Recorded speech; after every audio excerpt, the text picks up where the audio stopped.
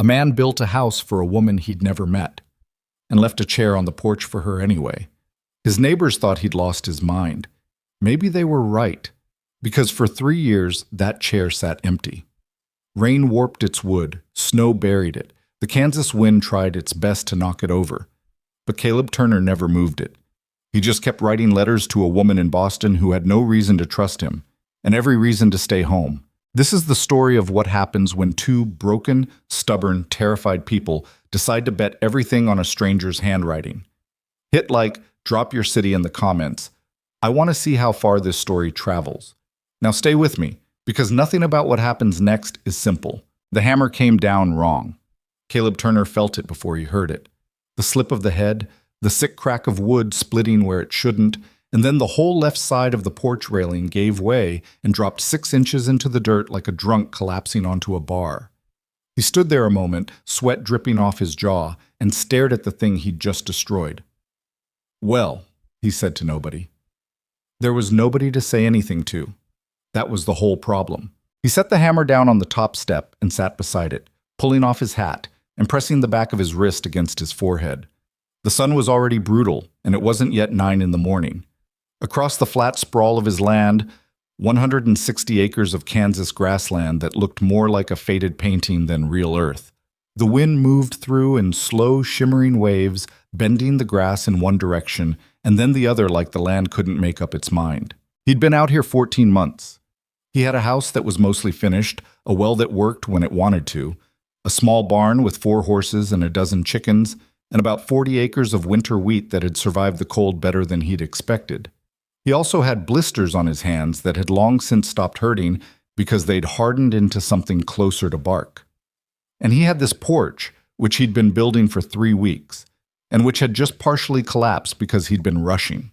That was the thing about this land. It punished rushing. He looked out at the grass and thought about the chair. He had 2 of them, had built them himself over the winter, which was something to do when the nights were 16 hours long and the cold made the walls creak like they were complaining. Oak, mostly, with pine for the armrests because he'd run low on the good stuff. They weren't beautiful. The joints weren't perfectly square, and one of them had a slight lean to the left that he'd never quite corrected. But they were solid. You could sit in them and feel the weight of the wood and know they'd outlast you. He'd put them on the porch before the railing was done. Before the porch itself was done. 2 chairs, side by side, facing west toward the endless open nothing. His neighbor, a red-faced Swede named Holt, who farmed the quarter section to the north, had ridden by a week after Caleb set them out and stopped his horse to stare at them for a long moment. 2 chairs, Holt said. That's right. Holt looked at Caleb, then at the chairs, then back at Caleb. Your brother coming out? No brother. Family? Not at present. Holt scratched his beard. He was a practical man who had little patience for things that didn't serve an immediate purpose. So why 2? Caleb had thought about that for a second. Because one's not enough, he said. Holt had ridden away looking like a man who'd witnessed something mildly concerning. He wasn't wrong to be concerned. Caleb knew how it looked. A single man, no connections west of the Missouri River, building chairs for a person who didn't exist yet. But there was a method to it, or at least he told himself there was. He'd grown up watching his father do everything alone, plow alone, decide alone, grieve alone when Caleb's mother died. His father was a proud, deeply isolated man who had mistaken self-sufficiency for strength and paid for it with 40 years of a life that nobody else ever really touched. Caleb had decided somewhere around age 17 that he wasn't going to be that whatever he built, he was going to build it with a gap in it, a space, an obvious, undeniable place for someone else. 2 chairs, one occupied, one waiting. It was either the most romantic idea he'd ever had or the most foolish. Probably both. He picked up his hammer and went back to work on the railing. The advertisement took him 11 drafts. He'd bought the newspaper in Dodge City on a supply run in February, the Boston Daily Globe, 3 weeks old and worn thin at the folds, left behind by somebody at the general store. He'd read the whole thing cover to cover that night, which wasn't unusual. Out here you read everything. You read flour sack labels. You read almanac pages you'd already read 4 times. Any print was company of a kind. The matrimonial column was on the 4th page. He almost skipped it. He'd read through about a dozen of them. Men from Illinois and Ohio and Missouri advertising for wives, describing their acreage and livestock and church attendance with the enthusiasm of a real estate circular. God-fearing man, 34, good farm, desires Christian woman of modest temperament. Widower, 2 children, seeks capable woman, cook essential. The language was practical to the point of being transactional, which he supposed was the honest reality of it, but still made him feel vaguely sad. He stared at the blank sheet of paper for a long time. What was he actually offering? Hard work and isolation. Cold winters and dry summers. The closest town was 40 minutes by horse. The nearest doctor was further than that. The social life consisted of occasional barn raisings and a church service once a month where everyone stood around afterward and talked about weather because that was the only topic that felt universal enough to be safe. He had land, yes, but land was just dirt with potential. He had plans, but plans were just words until they became something real. What kind of person would want this? Not somebody who was looking for comfort, not somebody running towards security. Maybe somebody running away from something. Maybe somebody who was restless in a place that told her to be still. He wrote the first draft. Then he read it and crumpled it up. It sounded like a livestock auction. The second draft was better but too poetic, like he was trying too hard. The third was too humble, practically apologetic. The fourth was businesslike and cold. The fifth through ninth he doesn't like to think about. The 10th was almost right. He had the bones of what he wanted to say. That he was building something, that he wanted a partner in it and not a passenger, that he wasn't promising easy but was promising real. The 11th draft, written close to midnight with the fire burning low and the wind howling against the north wall, came out like this. Kansas homesteader, 31, 160 acres, wheat and cattle operation in early growth. House built, porch underway. I have put 2 chairs on that porch facing west. One is mine. I am looking for a person who might want the other one, not as a passenger, but as a partner. I am not wealthy. The work is hard and the winters are honest. I do not need someone perfect. I need someone present. If you're tired of being told what your future looks like, write to me. We can decide what it looks like together. Caleb Turner, Finney County, Kansas. He read it 3 times. Then he mailed it to the Globe before he could talk himself out of it. The responses came in over the following 6 weeks. 19 letters in total, which was more than he'd expected. He read every one of them carefully, sitting at the table after supper with a cup of coffee going cold beside him. Most of them were perfectly fine. Women who described themselves with clear-eyed honesty, their ages, their domestic skills, their expectations. Several mentioned they were good with children. A few mentioned their faith. One woman from Providence wrote 2 pages about her canning technique, which was impressive but not quite what he'd had in mind. He answered 7 of them. Polite responses, genuine but non-committal, because he didn't want to mislead anyone. And then there was the letter from Boston. He almost didn't recognize it for what it was at first because it was different in texture and weight from the others. Thin paper, dense handwriting that leaned slightly to the right as if it was in a hurry to get somewhere. No preamble. It started midway through a thought, like she'd been composing it in her head for days before she actually put pen to paper.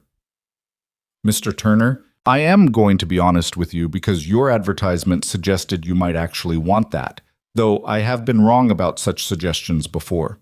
I am 26 years old. I work in my father's printing shop on Tremont Street, which I have done since I was 14, and which I know better than I know most people.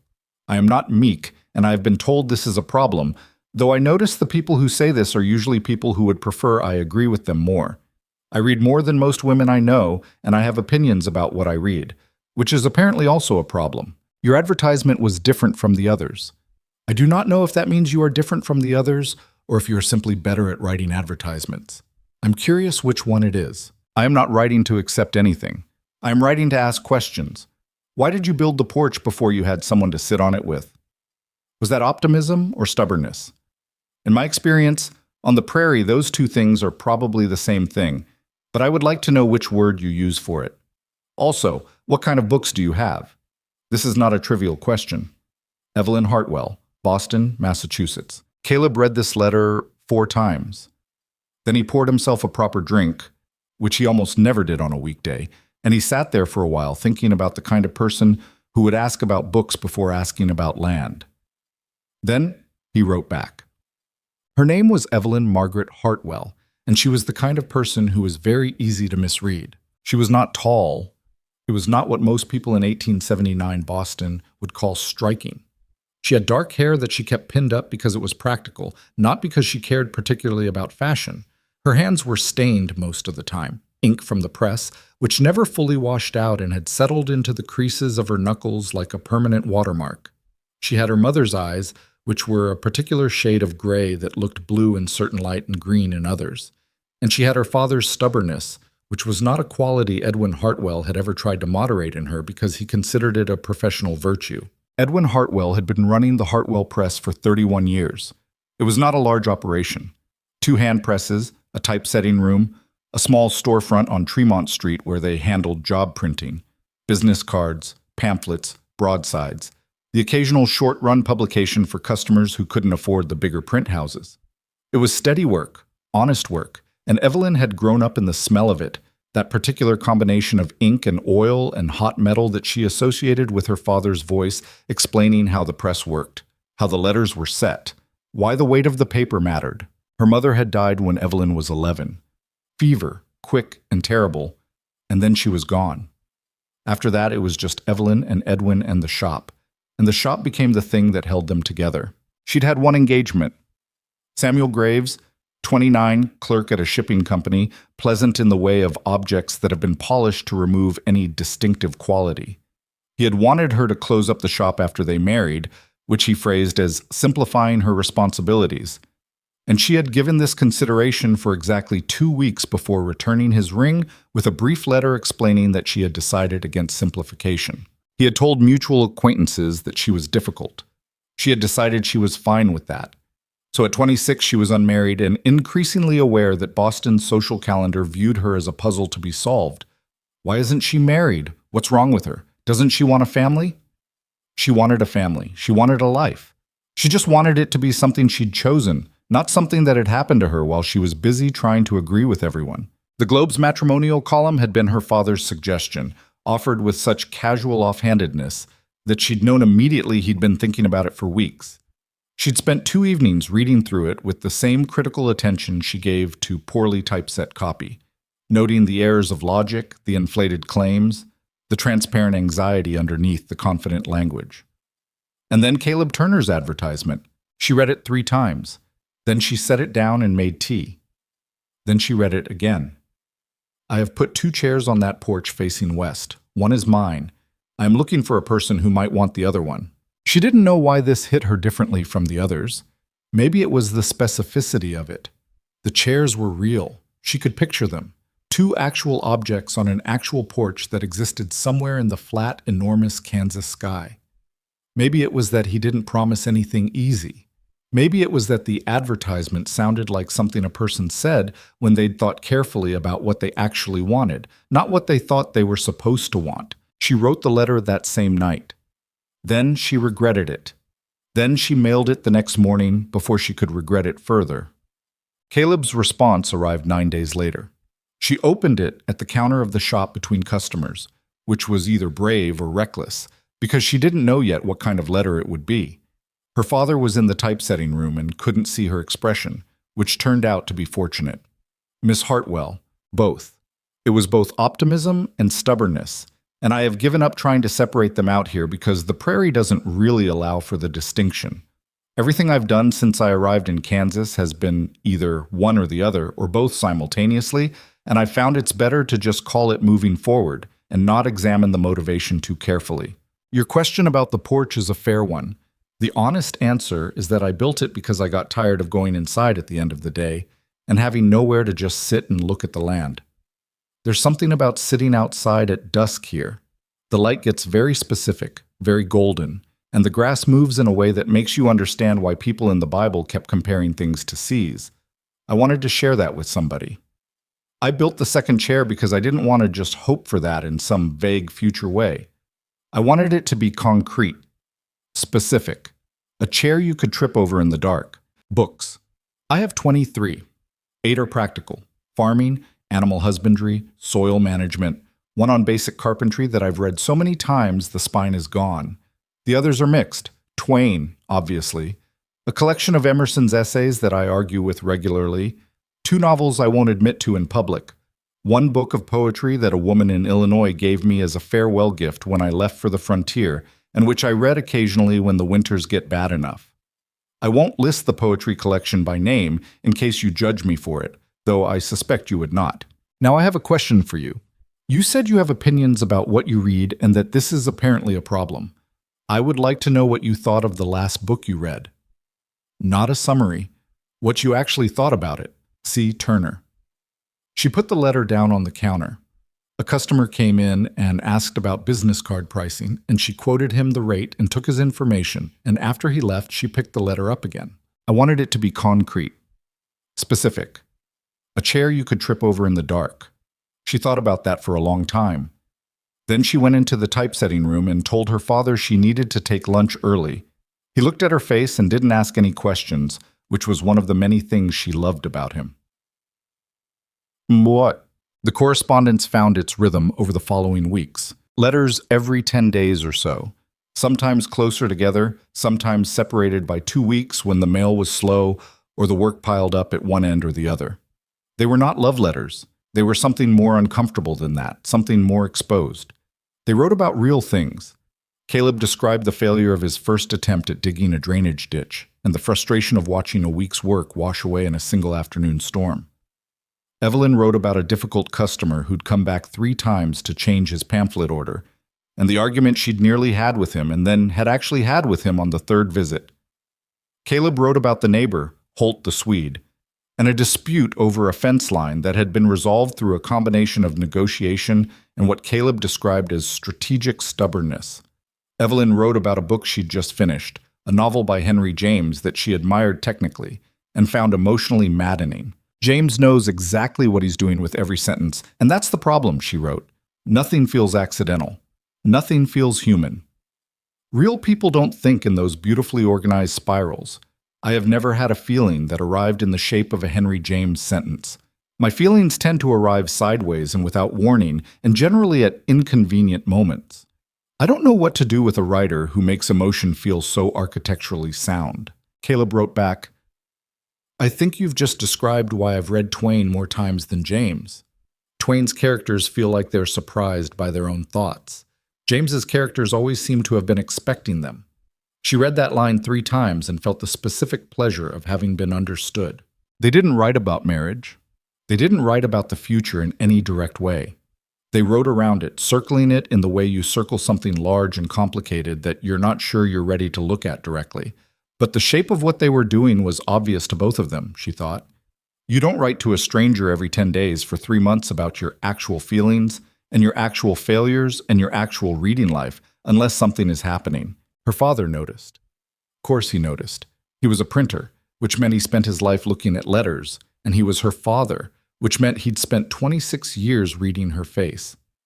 One evening in late May, as they were closing up the shop together, he asked if she was writing to someone. Yes, she said. Someone specific? Yes. He was quiet for a moment, gathering the day's remaining type into their cases with the particular care he always gave to small things. Is he good? Edwin asked. Not, is he wealthy? Is he established? Is he appropriate? Just, is he good? I think so, she said. He's honest. He's funny in a very dry way that takes you a second to catch. He thinks before he speaks, or at least before he writes, which in my experience is rarer than it should be. She paused. He's in Kansas. Edwin looked up. He homesteads, she said. 160 acres. Wheat, mostly. Her father set down the last tray of type and looked at her for a long moment. She couldn't tell what was behind his eyes. Fear, maybe, or grief, or both. The particular parental terror of watching your child get ready to do something that might cost them everything. Are you happy? He asked. Writing to him? She thought about that honestly. I'm the most interested I've been in anything in a long time, she said, which might be the same thing. Edwin nodded slowly. Then keep writing, he said, and went to get his coat. Caleb's letter in June was different from the others. She noticed it immediately. Not in the content, but in something about the handwriting, which was slightly less controlled than usual, as if it had been written in a different state of mind. She was right. I had a bad week, he wrote, without preamble or apology. Lost 2 of the cattle to something. I still don't know what exactly, some kind of fever that came on fast. One of the horses threw a shoe on rocky ground and went lame for 5 days. The wheat is growing, but it's patchy in the east field, which means either the soil is worse there than I thought, or I made a mistake in the seeding. Holt thinks it's the soil. I think it might be my mistake. I haven't decided which would be worse. I am telling you this not to complain, but because I have been thinking about what we are actually doing here, you and I think honesty requires this kind of letter sometimes. Not just the interesting weeks, not just the good harvests and the clever observations. This is also what it looks like. Hard weeks that don't resolve into lessons as quickly as you'd like. Things that just go wrong and stay wrong for a while before they get better. I don't know what you will do with this letter. Maybe you'll write back less. Maybe you'll decide Kansas sounds exactly as unreliable as everyone says. That would be fair. But I'd rather you know what this actually is than find out later that I only showed you the edited version. She read the letter twice. Then she wrote back that same night, something she didn't usually do. Mr. Turner, thank you for that letter. I mean that seriously and not in the polite way that phrase usually means. I want you to know that I have bad weeks too. 3 weeks ago, I made an error in a run of 200 pamphlets, set a wrong number in the header, didn't catch it until the job was half done, had to redo the whole run and eat the cost because it was my mistake. My father was not angry, but I was, at myself, in the way that's worse than other people being angry at you because you can't argue your way out of it. I didn't tell anyone. I just fixed it and moved on. I'm telling you now. I think this might be what you were actually advertising when you wrote about the second chair. Not someone to watch the sunsets with, though that too. Someone to tell the bad weeks to. Someone for whom you don't have to maintain the edited version. I am not deterred by Kansas being difficult. I was deterred by Boston being too easy, too settled, too decided. I think you already know this about me. Evelyn. She didn't sign it, Miss Hartwell. She noticed that she didn't and decided not to correct it. In August, Caleb rode to Dodge City for supplies and found 3 letters from Evelyn waiting at the post office, which meant they'd crossed in the mail and the rhythm had gotten tangled. So he sat on a bench outside the general store in the afternoon heat and read all 3 in order, and a man he slightly knew from a neighboring property walked past and said, "Good news," because of the expression on his face, and Caleb looked up and said, "Yeah," and left it at that. He was not a man who talked about his inner life easily. This had never been a problem before because there hadn't been much occasion for it.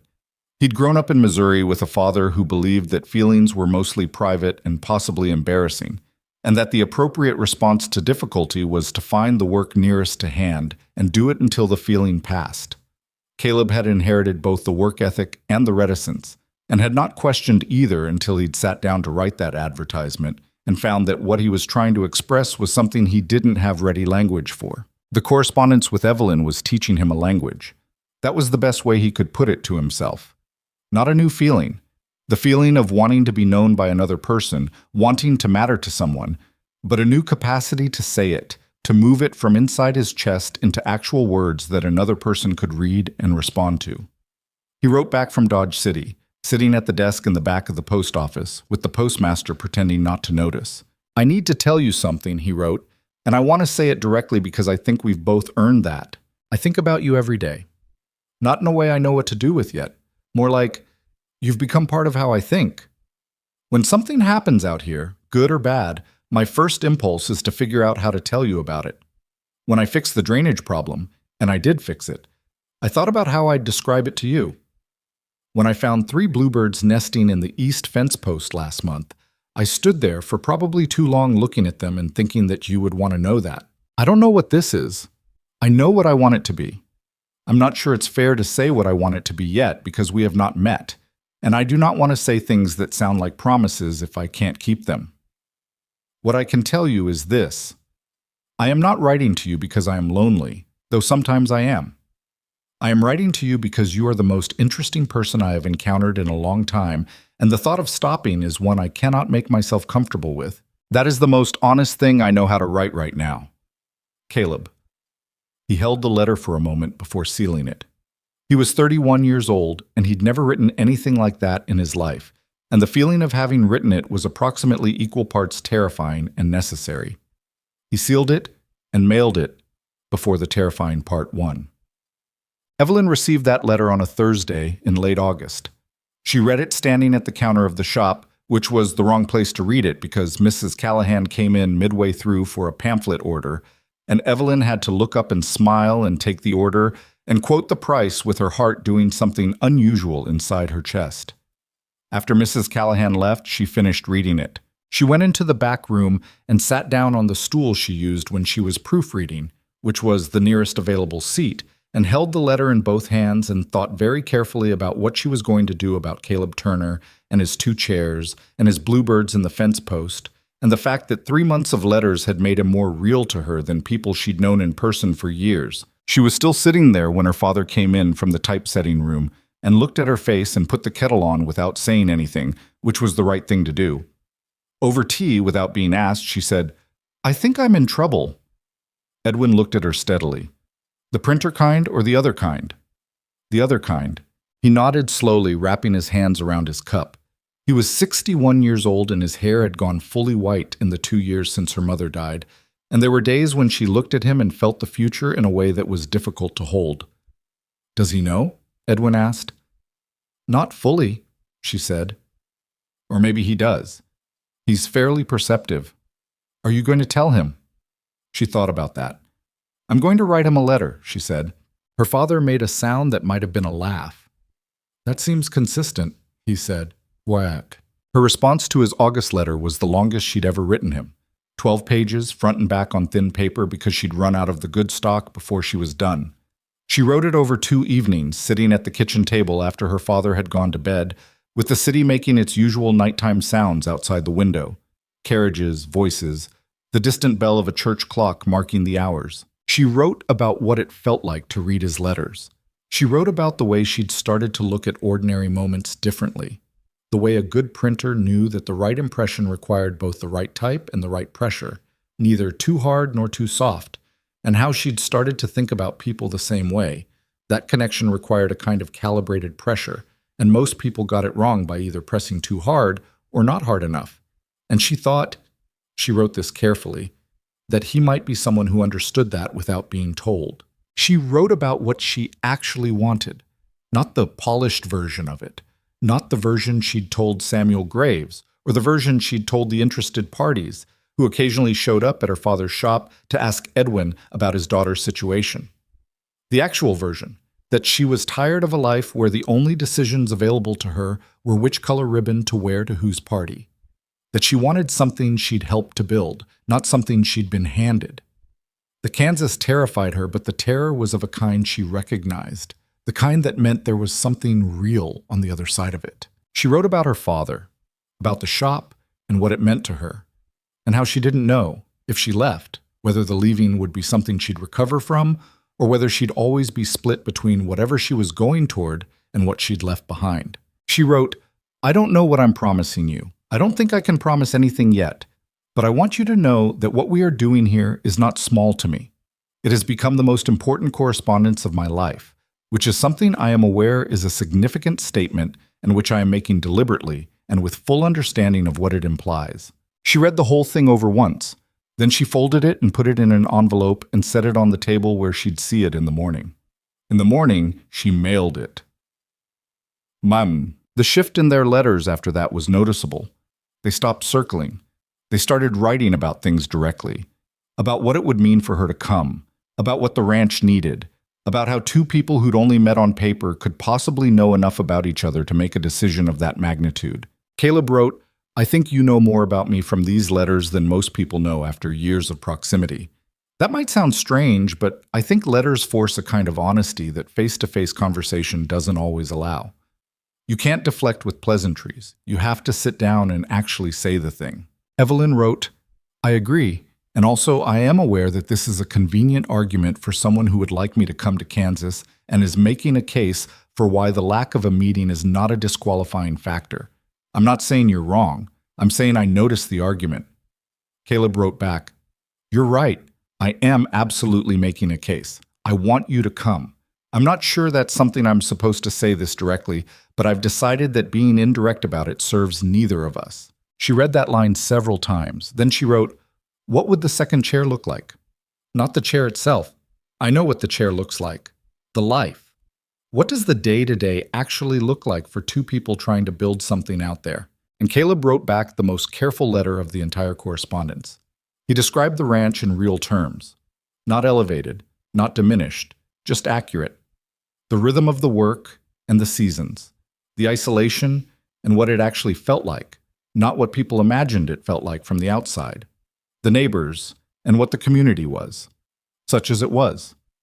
What the house had and what it lacked and what he was planning to add. He wrote about the decisions that would need to be made jointly and the ones he'd probably keep making on his own until they'd worked out how to share the load of running something. He was honest about what he didn't know, which was substantial. I can tell you what it is, he wrote.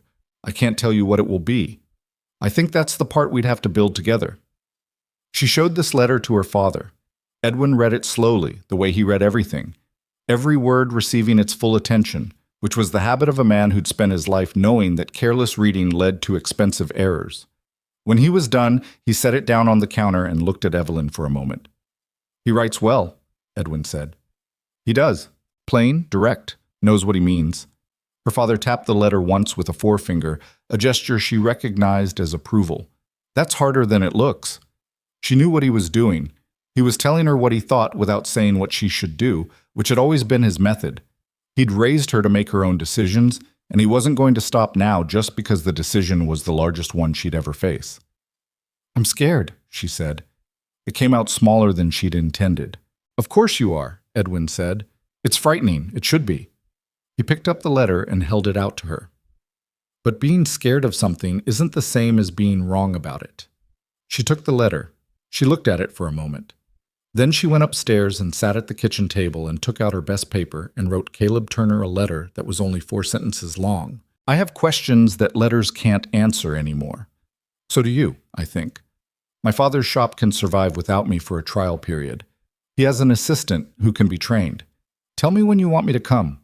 She mailed it the next morning. His response arrived 8 days later, which was faster than usual, which meant he'd written back immediately. It was also only 4 sentences long. I have wanted to tell you to come since the 3rd letter. I didn't because I thought you needed to arrive at it yourself, which you have. Come in the spring, April, if possible. The worst of winter will be done, and you'll see the land when it's trying its best. She read it once. Then she put it with the others in the cedar box she'd bought specifically for this correspondence, and she began making plans. That winter was the hardest the Kansas frontier had seen in a decade. Caleb didn't write about this in his letters in a way that conveyed the full weight of it because he didn't want to alarm her. But the truth was that November brought a blizzard that dropped 4 feet of snow in 2 days and killed 6 of Holt's cattle and trapped Caleb in his house for 11 days straight.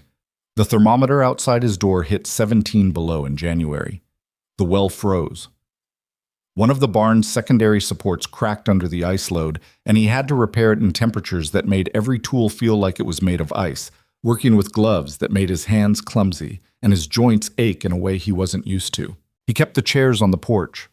Holt rode by in February, on one of the rare passable days, and saw them out there under 2 feet of snow, just their backs visible above the drift. And he shook his head. You're still doing that, he said. Yep. She's still coming. April, she says. Holt made a sound that was somewhere between skepticism and respect. He'd heard about the letters. Everyone had, more or less, the way news moved in a small frontier community. You met her yet? Not yet. Holt was quiet for a moment. She know what she's coming to? Caleb thought about the letter where Evelyn had described exactly why she was making this choice. The calculation she'd done, eyes open, about what she was leaving and what she was choosing and why the latter mattered more than the former. He thought about a woman who'd broken an engagement and run a printing shop, and argued with customers who deserved to be argued with, and asked him about his books before she asked him about his land. Yeah, he said. She knows. Holt nodded once, the kind of nod that meant, I'm not convinced, but I'm done arguing, and wrote on.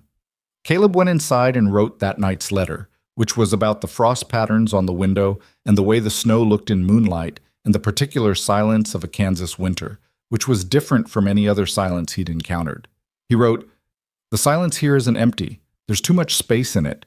It's more like the pause before something happens." He didn't write, "I am counting days." But he was. Opang. Evelyn's last weeks in Boston were complicated in ways she hadn't fully anticipated.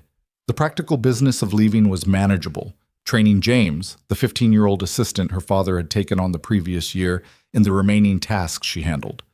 Walking her father through the accounts, making sure the supplier relationships were documented.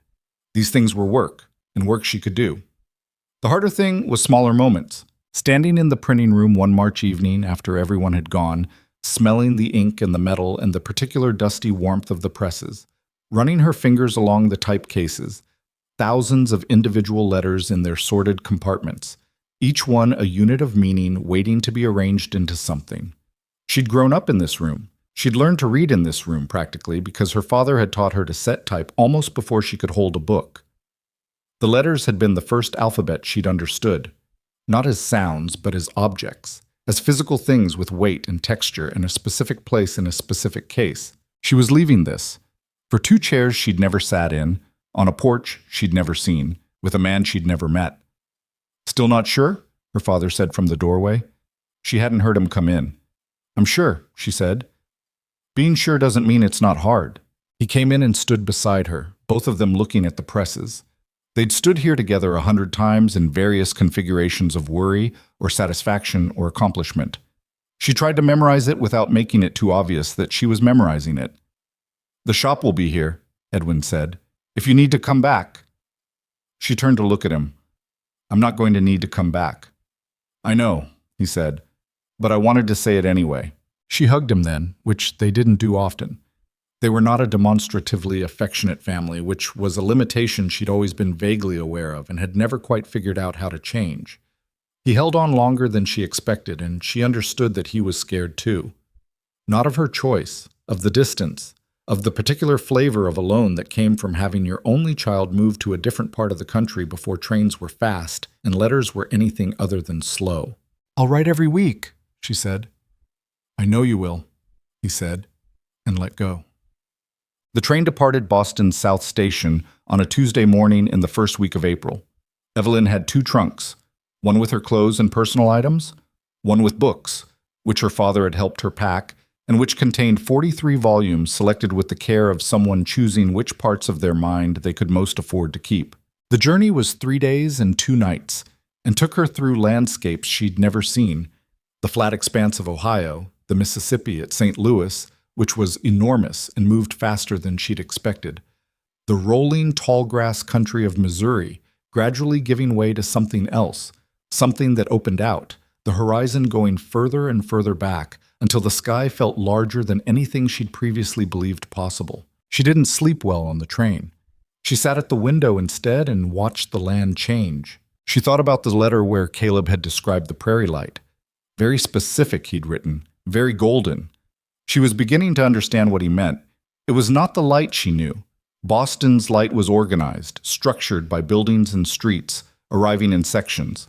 This light was different. It came from everywhere. It touched everything at the same angle. There was nowhere to hide from it, and she found, to her mild surprise, that she didn't want to. She arrived in Dodge City on a Thursday afternoon in the second week of April. The train pulled in with a shriek of brakes and a great exhaust of steam, and the platform was crowded and loud in the way of a frontier town that was still deciding what it was going to be when it grew up. She stepped off with her small travel bag, the 2 trunks being handled by a porter, and stood on the platform in the April sunshine and looked around. She saw him immediately, not because she recognized him from any description. He'd been careful about that, describing himself with the same plain accuracy he used for everything else. 31, dark hair going gray at the temples earlier than I'd like, approximately 6 feet, the kind of tan that doesn't come off in winter. She recognized him because he was the only person on that platform who was completely still. Everyone else was moving, greeting arrivals, hauling luggage, calling to each other across the noise. Caleb Turner stood near the far end of the platform with his hat in his hands, absolutely still, watching the train with the focused attention of a man who had been waiting a long time and had decided that the waiting was almost over. He hadn't seen her yet. She had a few seconds to look at him before she did what came next. He was taller than she'd imagined, which was silly because she'd had the exact measurement. His face was different from what she'd assembled in her mind from his words. Quieter, somehow, more closed, the face of someone who kept most things internal. He had a quality of stillness that she suspected was not absence of feeling but the opposite, so much feeling that movement might disturb something. He turned his head and saw her. For a moment neither of them moved. The platform noise continued around them, oblivious and irrelevant. She walked toward him. He walked toward her. They met somewhere in the middle, which seemed right. "Miss Hartwell," he said. His voice was lower than she'd expected. It matched something. "Mr. Turner," she said. They stood there for a moment. The awkwardness of it was enormous and genuine, and she liked him immediately for not trying to paper over it. He didn't reach for easy words. Neither did she. "The trunks," she said finally. "There are two of them. One is heavier than it should be." "Books," he said. Not a question. 43. Something shifted in his face. Not quite a smile. More like the landscape when a cloud moves and the light changes. "That's more than I have." "Yes," she said. "I know." He picked up her travel bag. They walked together toward where his wagon was hitched. It was not graceful, and it was not romantic in the way she'd read about in novels. It was two people who knew each other's handwriting but not each other's gaits, figuring out how to walk at the same pace. But there was this. When he helped her up onto the wagon seat and then climbed up beside her, and the horses started moving, and the town gave way to the flat open land with the enormous sky pressing down on all of it, she looked out at the horizon and felt something she didn't have a clean word for. Not happiness, exactly. Not certainty. More like the sensation of arriving at the place where the map you'd been following all along was finally going to make sense. Caleb drove for a while without speaking. The silence was the good kind, not the empty kind. After about 20 minutes, he said, "The porch railing is finished. Took me 3 attempts."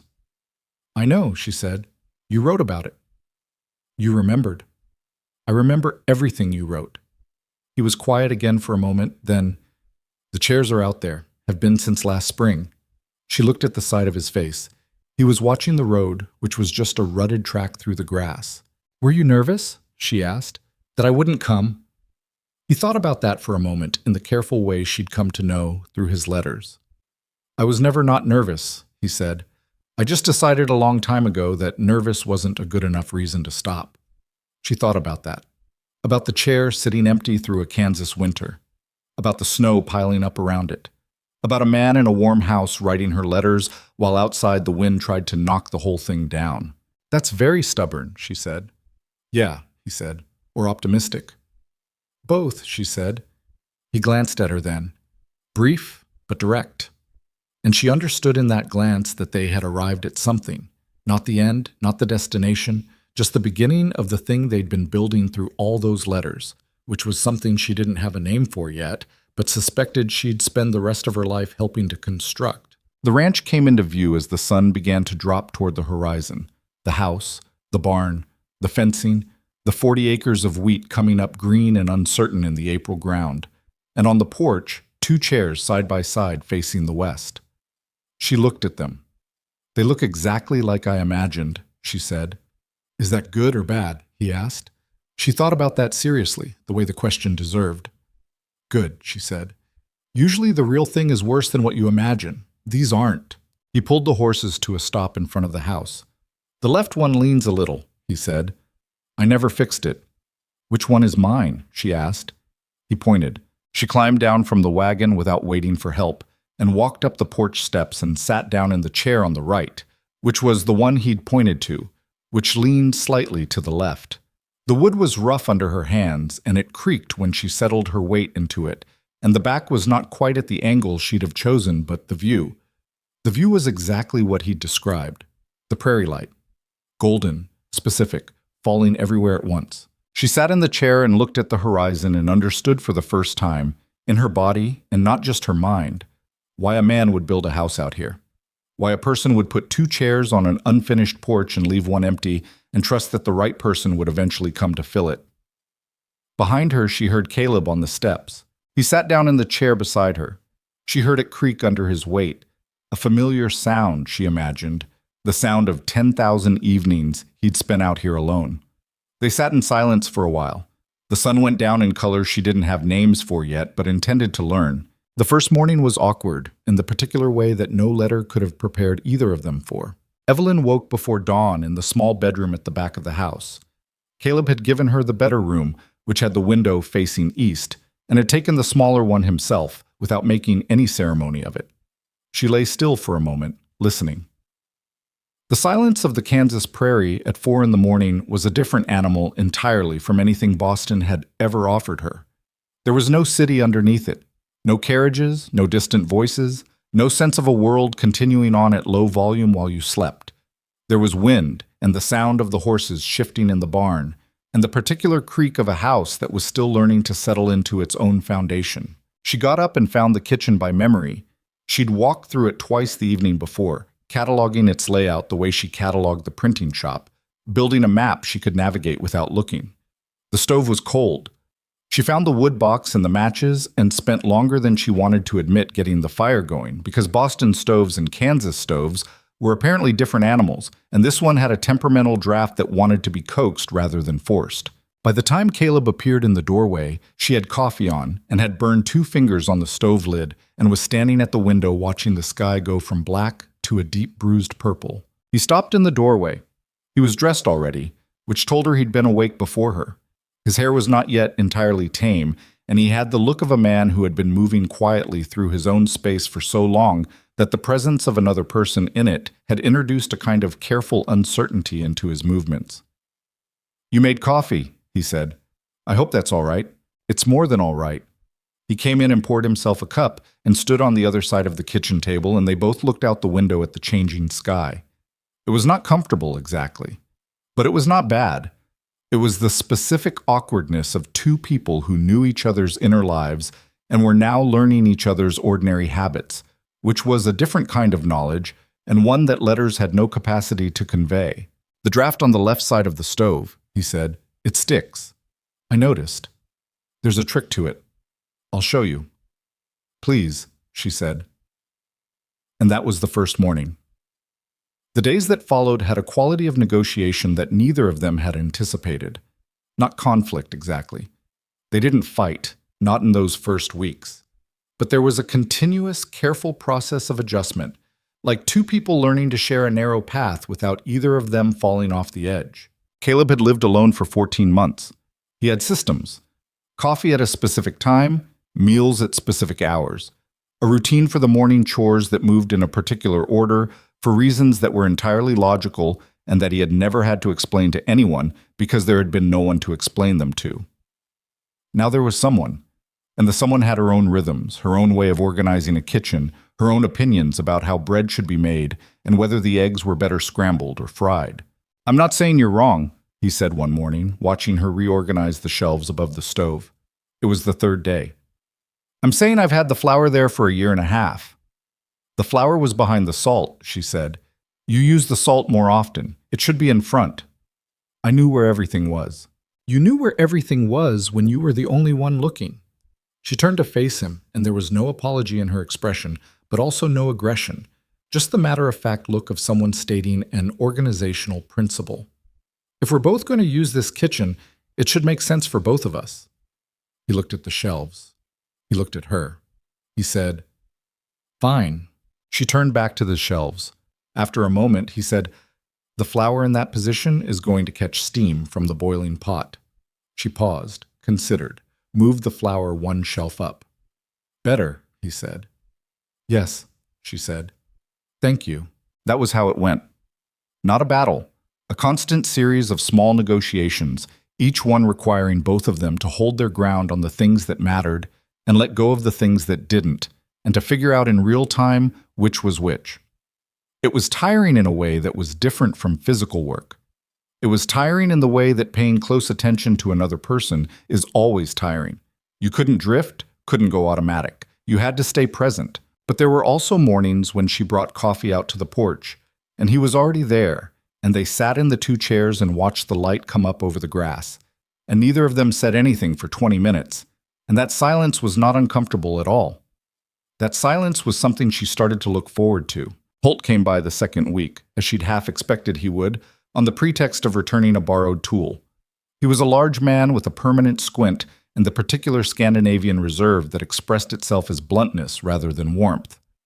He stood at the foot of the porch steps and looked at Evelyn with the unconcealed assessment of a man sizing up livestock. "You're the one from Boston," he said. "I am," she said. "You ever worked a farm before?" "No." "You know how to ride?" "Tolerably." He looked at Caleb. "She honest?" "Extremely," Caleb said. Holt made a sound in his throat and handed over the borrowed tool, a cultivator head, and said he'd be getting back, and rode off. Caleb watched him go with a slight smile. "High praise from Holt," he said. "That was praise?" "He didn't say you'd be a problem. For Holt, that's practically a welcome speech." She looked after the departing horseman. "He was assessing whether I'd survive." "Yes. What do you think?" Caleb picked up the cultivator head and looked at it, then at her. "I think," he said carefully, "that you've been surviving things a lot longer than you've had to prove it to anyone." She held his gaze for a moment. "That might be the nicest thing you've said to me in person." "I'm better in letters," he said. "You're better in person than you think you are," she said, and went inside. He stood on the porch for a moment after she'd gone, looking at nothing in particular. Then he went back to work. The question of their formal arrangement had not been addressed directly, which was a conversation that hovered over the first weeks like weather that hadn't decided yet whether to become a storm.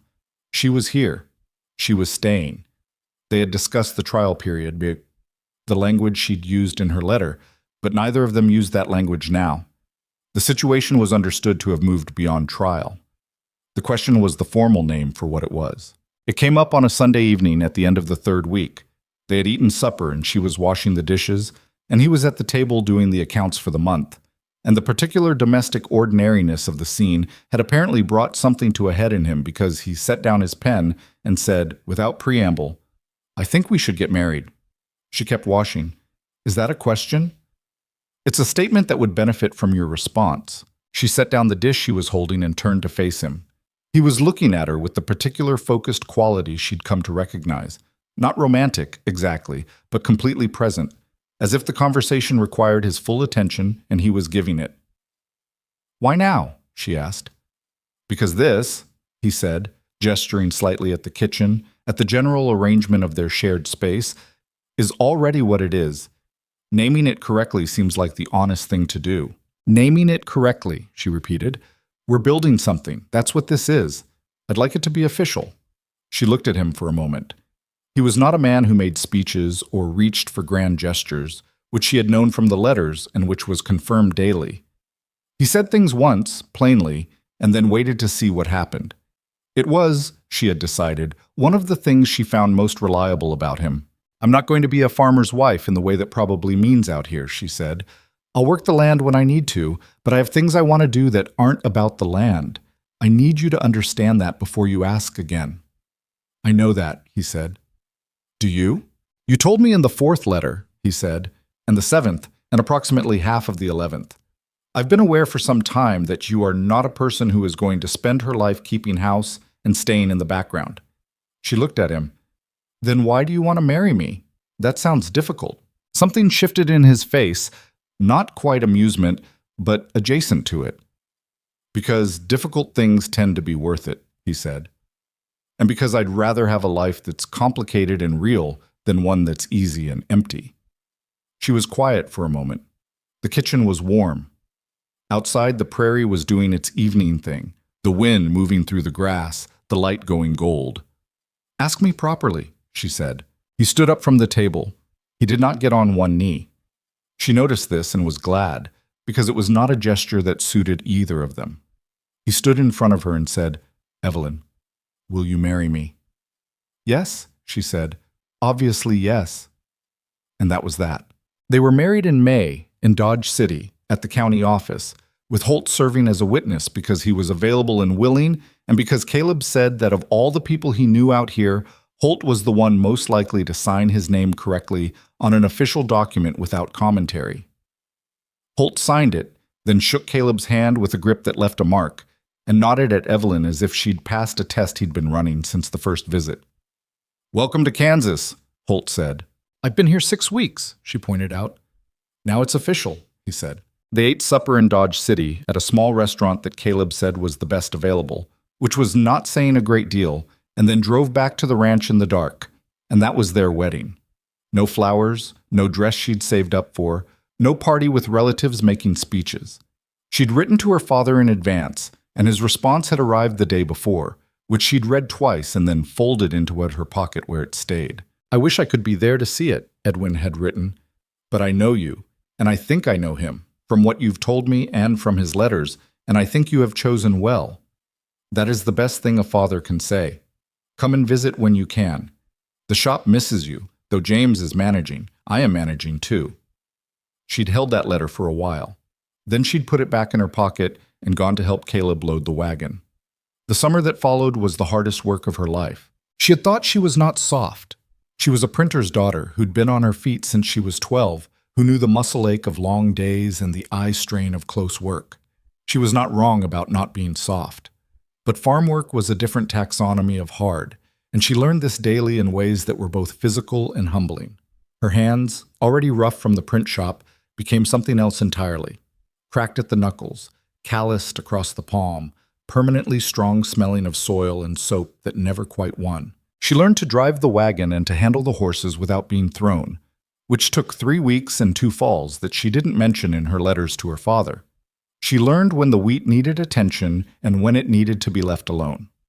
She learned that the difference between a good growing season and a disaster was often a matter of days, too dry for too long, or a hailstorm at the wrong moment, and everything you'd grown since March turned worthless in an afternoon. She also learned the accounts.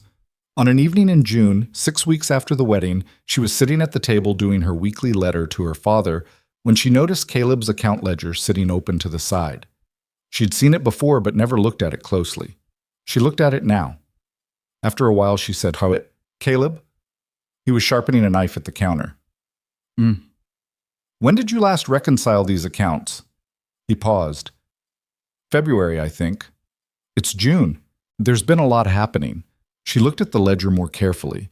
The numbers were there, but the organization of them was, she noticed, the organization of a man who was good at doing work and less good at tracking it. Costs and income entered in roughly chronological order, nothing categorized, totals calculated occasionally, and apparently by feel. "I'd like to go through these," she said. "They're fine," he said, with the specific tone of a person who didn't actually know if they were fine and preferred not to find out. "They may be fine," she said, "but they'd be better organized." He was quiet for a moment. He set down the knife. "You're not going to leave it alone, are you? I grew up in a print shop. We had to know exactly what we had and what we owed, or we didn't stay open." She looked up at him. "I'm not criticizing. I'm offering."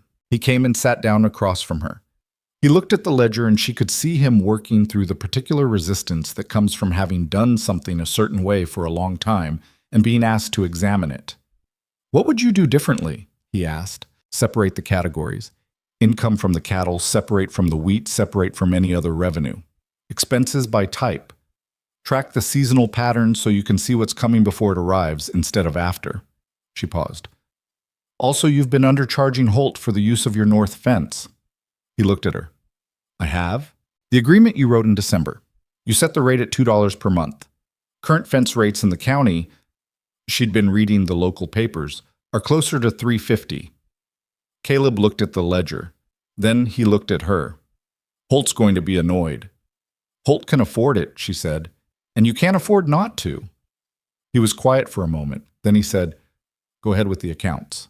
She worked through them over the next 3 evenings, setting up a new system and a fresh ledger she'd brought from her personal supplies because the old one was too messy to salvage.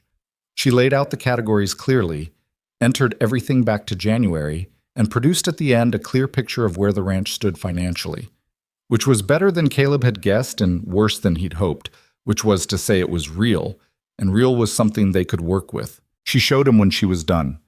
He sat with it for a long time, going through the pages with the careful attention of a man who was used to knowing his land in 3 dimensions and was now being shown a 4th. "The seed costs in March," he said finally. More than I thought. Yes, but look at the yield projection I've started tracking on the right side. If the east field comes in at the rate it's showing, we break even on the seed by September and turn a margin in October. He looked up. How did you know to do it this way? My father taught me. He said you can't make good decisions about what's in front of you if you don't understand the pattern behind it. She paused. He also said most people are too proud to admit they don't know their own numbers. Caleb looked at the ledger again. He wasn't wrong, he said. Cost him something to say it, she could tell. Not much.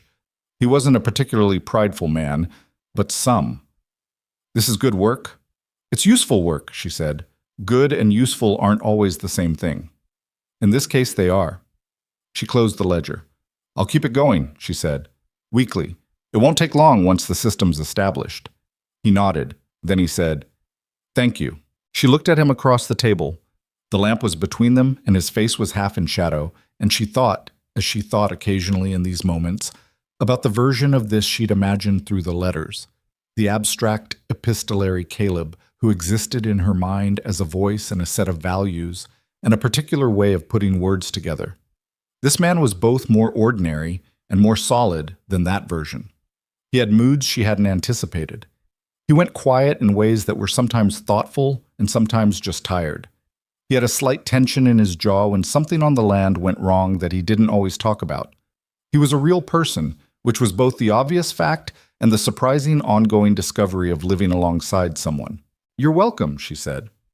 They sat for a moment in the lamplit kitchen, the evening wind outside doing its usual commentary on the prairie. The east field, he said, if it comes in the way you're projecting. It should, she said. The soil composition's right, and you haven't had drought long enough to... I know the field, he said gently.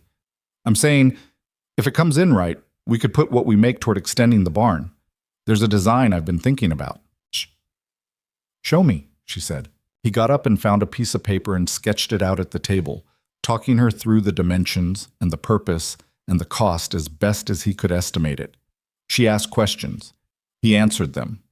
The lamp burned low, and she got up to trim it without thinking, and he watched her do it with the particular quality of attention he'd directed at her since the first morning, which was not quite the attention of someone examining something new, and not quite the attention of someone who took something for granted, but something in between, the quality of watching something you value and are still learning. Outside, the summer night made its sounds. The wheat was growing in the dark. It was not easy. It was not smooth. There were weeks when they got on each other's nerves in the low-level grinding way of two strong-willed people sharing close quarters. She thought the morning routine should start earlier. He thought the books didn't all need to be in the main room. She thought he should talk more when something went wrong. He thought she sometimes solved problems before asking if help was wanted, which was true, and which she acknowledged was a habit she'd developed from years of being the only competent person in certain rooms.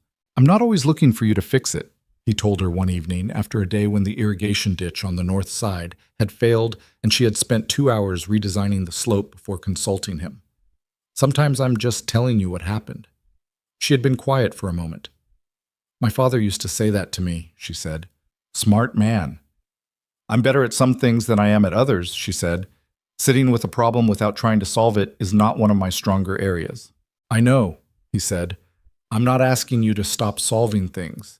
I'm asking you to sometimes ask first. All right, she said. That's fair. It was fair. She made the adjustment, imperfectly and with frequent backsliding, and he made adjustments of his own, telling her more about what was bothering him instead of letting the quiet harden into distance, which was his version of the same bad habit. The books in the main room stayed. By August, the east field came in better than projected. By September, they had the numbers for the barn extension. By October, Caleb had begun the preliminary grading, and she had begun doing something else entirely. She'd started lending the books out. It happened by accident, the way many significant things did. A woman named Clara Engstrom, wife of a Norwegian farmer 2 miles east, had come by with a jar of preserves in the spirit of neighborly introduction. Evelyn had invited her in for coffee, and they'd talked for an hour. And Clara had looked at the shelves with such undisguised longing that Evelyn had asked if she'd like to borrow something. I haven't read a book since before we left Fargo, Clara said. 2 years. Evelyn looked at the shelves. Do you prefer novels or something else? Anything, Clara said. The honesty of it was startling. Truly anything. Evelyn handed her Twain. She brought it back 3 weeks later and asked if there was more. By December, Evelyn was lending to 7 families. She kept a ledger for it. Who had what, when they'd taken it, when they'd returned it, with the same systematic approach she'd brought to the accounts. Caleb noticed the ledger one evening and picked it up. "You're running a library," he said. "I'm lending books to neighbors." 7 families, he said, with a circulation record. So it doesn't get disorganized. He set the ledger down and looked at her. She couldn't fully read his expression. "What?" she said. "Nothing," he said. "I'm just thinking." About? About the fact that you've been here 8 months and you've reorganized the accounts, planned the barn extension, and started a lending library. He paused. "I didn't know what I was getting. Is that a complaint?" "No," he said. "It's the opposite of a complaint." She looked at the shelves. "I miss books," she said simply. "I miss having them around the way I did growing up. And those women out here." She stopped. Clara hadn't read anything in 2 years. 2 years! Do you know what that does to a person? "I can imagine." "I don't think you fully can," she said, "but that's all right." He was quiet for a moment, then he said, "There's the back room off the kitchen, the one I've been using for storage."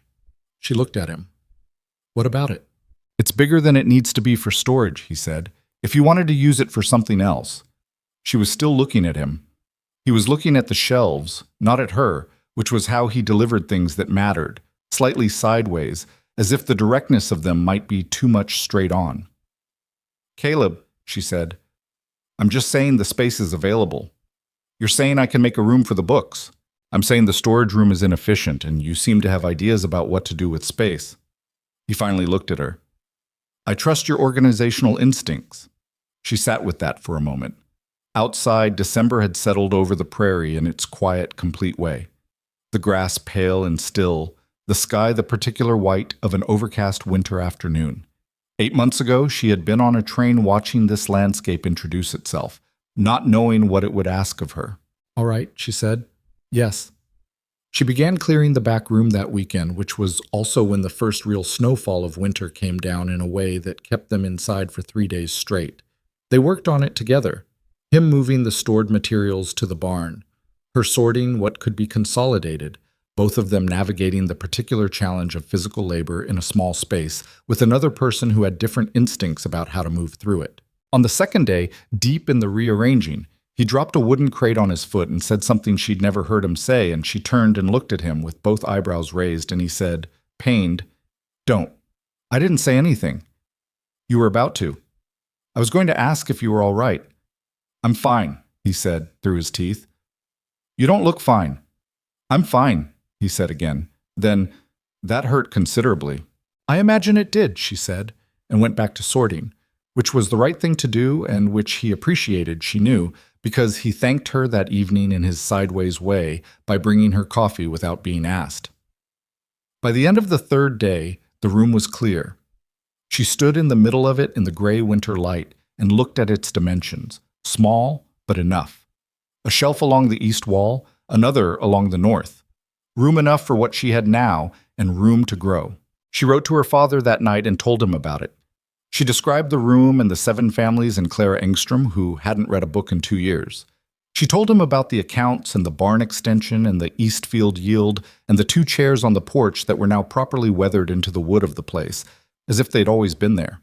At the end of the letter, she wrote, "I do not know if I am happy exactly. I am not sure happy is the right measure. What I am is fully here, fully in this life, which is the life I chose. I thought you should know that." She folded the letter and sealed it. Outside, the snow had stopped and the prairie was white and silent in the way it got when the weather had finished making its point. She went to the back room and stood in the doorway of the future library and looked at the blank walls that needed shelves. There was work to do.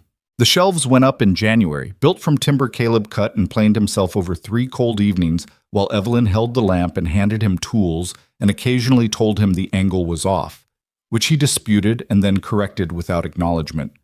By the end of the 3rd evening, they had 2 solid shelves along the east wall and the beginning of a 3rd along the north. And Evelyn had already arranged the books in a system that made sense to her, not alphabetical, not by size, but by what kind of mind a person needed to be in to want them, which was a categorization system she'd developed in her father's shop, and which she'd never been able to fully explain to anyone else's satisfaction. Caleb looked at the arrangement when it was done. "There's no order I can identify," he said. "There's an order," she said. "You just haven't learned it yet." He looked at the shelves for another moment. "The Emerson is next to the Twain." "Yes, those are very different books. They're both books about what it means to be a person trying to figure out how to live," she said. "That's the category." He looked at her. "What category is the farming manual in?" "Survival," she said. "Top shelf, left side." He almost smiled. "Where's the poetry?" She pointed to the far right of the middle shelf. He walked over and looked. The poetry collection was there. The one he'd mentioned in his second letter. The one a woman in Illinois had given him as a farewell gift, and which he'd never named. He reached out and straightened it slightly, the way you touch something you've owned long enough to have feelings about. "You found it," he said. "I found it when I was unpacking," she said. "I didn't read it." He turned to look at her. "You didn't read it?" "It wasn't mine to read without asking." He was quiet for a moment. Then he took the book off the shelf and held it out. "Here," he said. "Ask." She took it. It was a slim volume, worn at the corners, with a penciled inscription on the inside cover that she didn't read because she was looking at his face. "Can I read this?" she said. "Yes," he said. She put it under her arm. She looked at the shelves, full now, warm in the lamplight, smelling of the particular combination of paper and wood and cold air that she associated with the back rooms of the print shop in winter. It was not the Hartwell Press. It was something different, something that didn't have a name yet, in a room that was still learning what it was. "It's a good room," she said. "It is," he agreed. They stood in it together for a moment, and then the fire in the main room needed tending, and the moment passed, as moments do, into the ordinary texture of the evening. The winter eased in March, and the first visitors to what Evelyn had started calling, in her letters to her father, the lending room, arrived in early April. The 1-year mark of her coming to Kansas, though neither of them made note of it directly. Clara Engstrom came with 2 other women, both of them the kind of quietly starved for something to think about that Evelyn recognized immediately because she'd been that kind of woman herself, once, in the particular Boston way that looked different from the outside. They spent 2 hours in the room. Evelyn made coffee and let them browse and answered questions about the books without pushing recommendations, which was a skill she'd learned in the print shop. You didn't tell a customer what they wanted, you watched what they reached for. By the time they left, each woman had 2 books, carefully noted in the circulation ledger, and Clara had stayed an extra 20 minutes to talk about Twain's River and whether it meant what she thought it meant. "Does it have to mean something?" Evelyn asked. Clara thought about it. "Everything means something out here," she said. "Otherwise, why would you stay?" After they'd gone, Evelyn stood in the lending room for a while. She thought about that. Everything means something out here. Otherwise, why would you stay? She thought it was one of the most honest things she'd heard since arriving in Kansas, and she was fairly sure she'd been hearing honest things since the day she stepped off the train. The second year on the ranch was different from the first in the way that second years generally are. Less about learning the shape of the thing and more about being inside it, which was both easier and harder in ways she hadn't fully predicted. The novelty of it was gone. The adjustment period was over. What remained was just life, the daily, undecorated version of it, which had to be worth something on its own terms because there was nothing else to fall back on. There was also, by April of that year, the fact of the pregnancy. She told Caleb on a Tuesday evening, as directly as she told him most things, while he was at the table working on the barn accounts. She came in from outside where she'd been thinking about how to say it, and realized there was no particular way to say it that was better than just saying it, so she said it. He looked up from the accounts. He looked at her for a long moment. She watched his face do several things in rapid succession that she couldn't fully catalog. "When?" he said. "October, I think. Maybe late September." He put down his pen. He pushed the accounts aside. He stood up, which was what he did when he needed to do something with his body because sitting still wasn't possible, and came around the table and took both her hands in his and looked at her in the direct way he had, the way that meant he was saying the important thing. "Are you all right?" he said. Not, "Are you happy?" Not, "This is wonderful," just that. "I think so," she said. "I'm not frightened. I want you to know that. I'm not—" She paused. "I'm not going to pretend it's not a significant fact, because it is, but I'm not frightened." "Okay," he said. He was still holding her hands. "I might be a little frightened." "That's allowed," she said. He let out a slow breath. Then he said quietly, something she hadn't expected. "Your father should know." "I was going to write him tonight." "Write him tonight," he said. "And tell him—" He stopped. She waited. "Tell him I'll make sure you're all right. I know he'll be wondering." She looked at their hands. "He trusts you." "I know. I don't want to take that for granted." She squeezed his hands once and let go. "I'll write him tonight," she said. She sat down at the table and pulled the paper toward her, and he went back to the accounts, which was the right thing to do. The quiet, domestic resumption of ordinary life around an extraordinary fact, which was how most extraordinary facts got absorbed. Edwin's response came 12 days later, which was faster than usual, and she could picture him writing it the same evening the letter arrived. He said all the practical things about her health and what she should be doing and not doing, which she read and mostly agreed with. At the end, he wrote, "I wish your mother were here to say the things I don't know how to say. But I can say this. You're going to be a good mother, Evelyn. You have always known how to pay attention to what a person actually needs, which is the whole of it, really." She folded that letter and put it in the cedar box with the others. The pregnancy was not easy, and she did not pretend it was. The summer was hot, and she was tired in ways she'd never been tired before. A bone-level exhaustion that didn't respond to sleep the way ordinary tiredness did. There were weeks in July and August when the heat was such that working the garden in the morning left her depleted for the rest of the day, which was a limitation that grated against her in a specific and personal way. She was not someone who liked being limited. She was not good at pacing herself. She pushed harder than she should have on several occasions, and Caleb said nothing the first time and something quiet the second time, and on the third occasion put down what he was doing and came over and said plainly, "Evelyn." "I'm fine," she said. "You've said that 3 times today and sat down twice." "I'm fine and also tired. Both things can be true."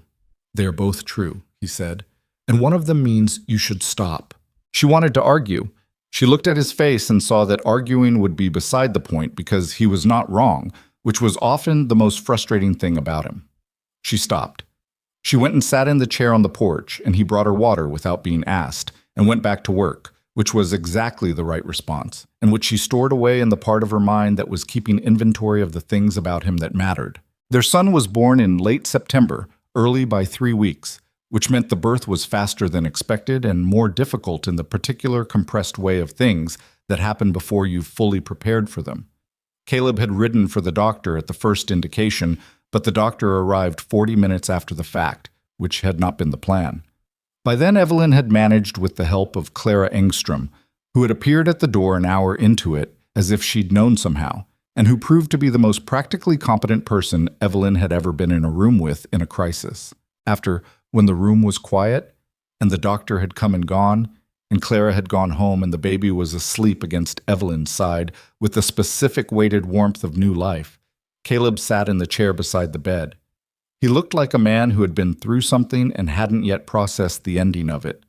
His hands were clasped on his knees, and he was looking at the baby with the focused, slightly stunned expression of someone encountering a category of thing they'd previously only understood abstractly. "He has your nose," she said. Caleb looked up at her. "Does he?" "Unfortunately for him." "My nose is fine," he said, mildly offended. "Your nose is yours," she said. "He'll have to decide how he feels about it." Caleb looked back at the baby. A long moment passed. Outside, the September dusk was settling over the prairie, and the light coming through the window was the color she'd learned to call the Kansas light, specific, golden, illuminating everything at the same low angle. "Thomas," she said. They'd talked about names, had a short list, had not decided. But saying it out loud now, it felt like it had always been decided. Caleb tried it in his mouth. "Thomas." "After my father's middle name," she said. "Thomas Edwin Turner." He was quiet for a moment. Then he said, "That's a good name." It is, she agreed. He reached out and touched the baby's hand with one finger, carefully, with the delicacy of a man whose hands were accustomed to large and heavy work and who was recalibrating them for something of an entirely different scale. The baby's hand twitched. Caleb's face did the thing it did when something caught him unguarded, the brief openness before the habitual composure settled back into place. He's very small, Caleb said. He'll be bigger tomorrow, she said, though she wasn't sure that was medically accurate. Or the day after. I know. He withdrew his finger. He looked at her. How are you? Tired, she said. Actually tired. Not the other kind. Sleep, he said. I'll be here. She did sleep, which she hadn't expected to be able to do so easily. When she woke, it was full dark and the lamp was turned low, and Caleb was still in the chair, not asleep, just sitting in the dark with the baby on his chest and one hand across the small back. And the expression on his face was something she didn't have language for and didn't try to name. She watched them for a moment before he knew she was awake. Then she closed her eyes and went back to sleep. Thomas grew in the way that children grow on working land, faster than seemed possible, into the shape of the place before you'd finish getting used to the previous shape. He crawled through the lending room, pulling books off the low shelf, which Evelyn permitted with more patience than Caleb expected, and he was on his feet by the following spring, unsteady and determined in the way that struck Caleb as familiar in a way he couldn't immediately identify and then did. The boy moved through the world exactly the way his mother did, all forward momentum and insufficient patience with obstacles. He got your stubbornness, Caleb told her.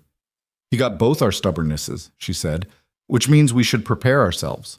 The lending room had, by Thomas's first birthday, accumulated enough additional books, donated by families who'd received them from relatives back east, or who'd ordered them specifically because of the lending room, or who'd bought them in Dodge City and brought them out, that Evelyn had to build a third shelf.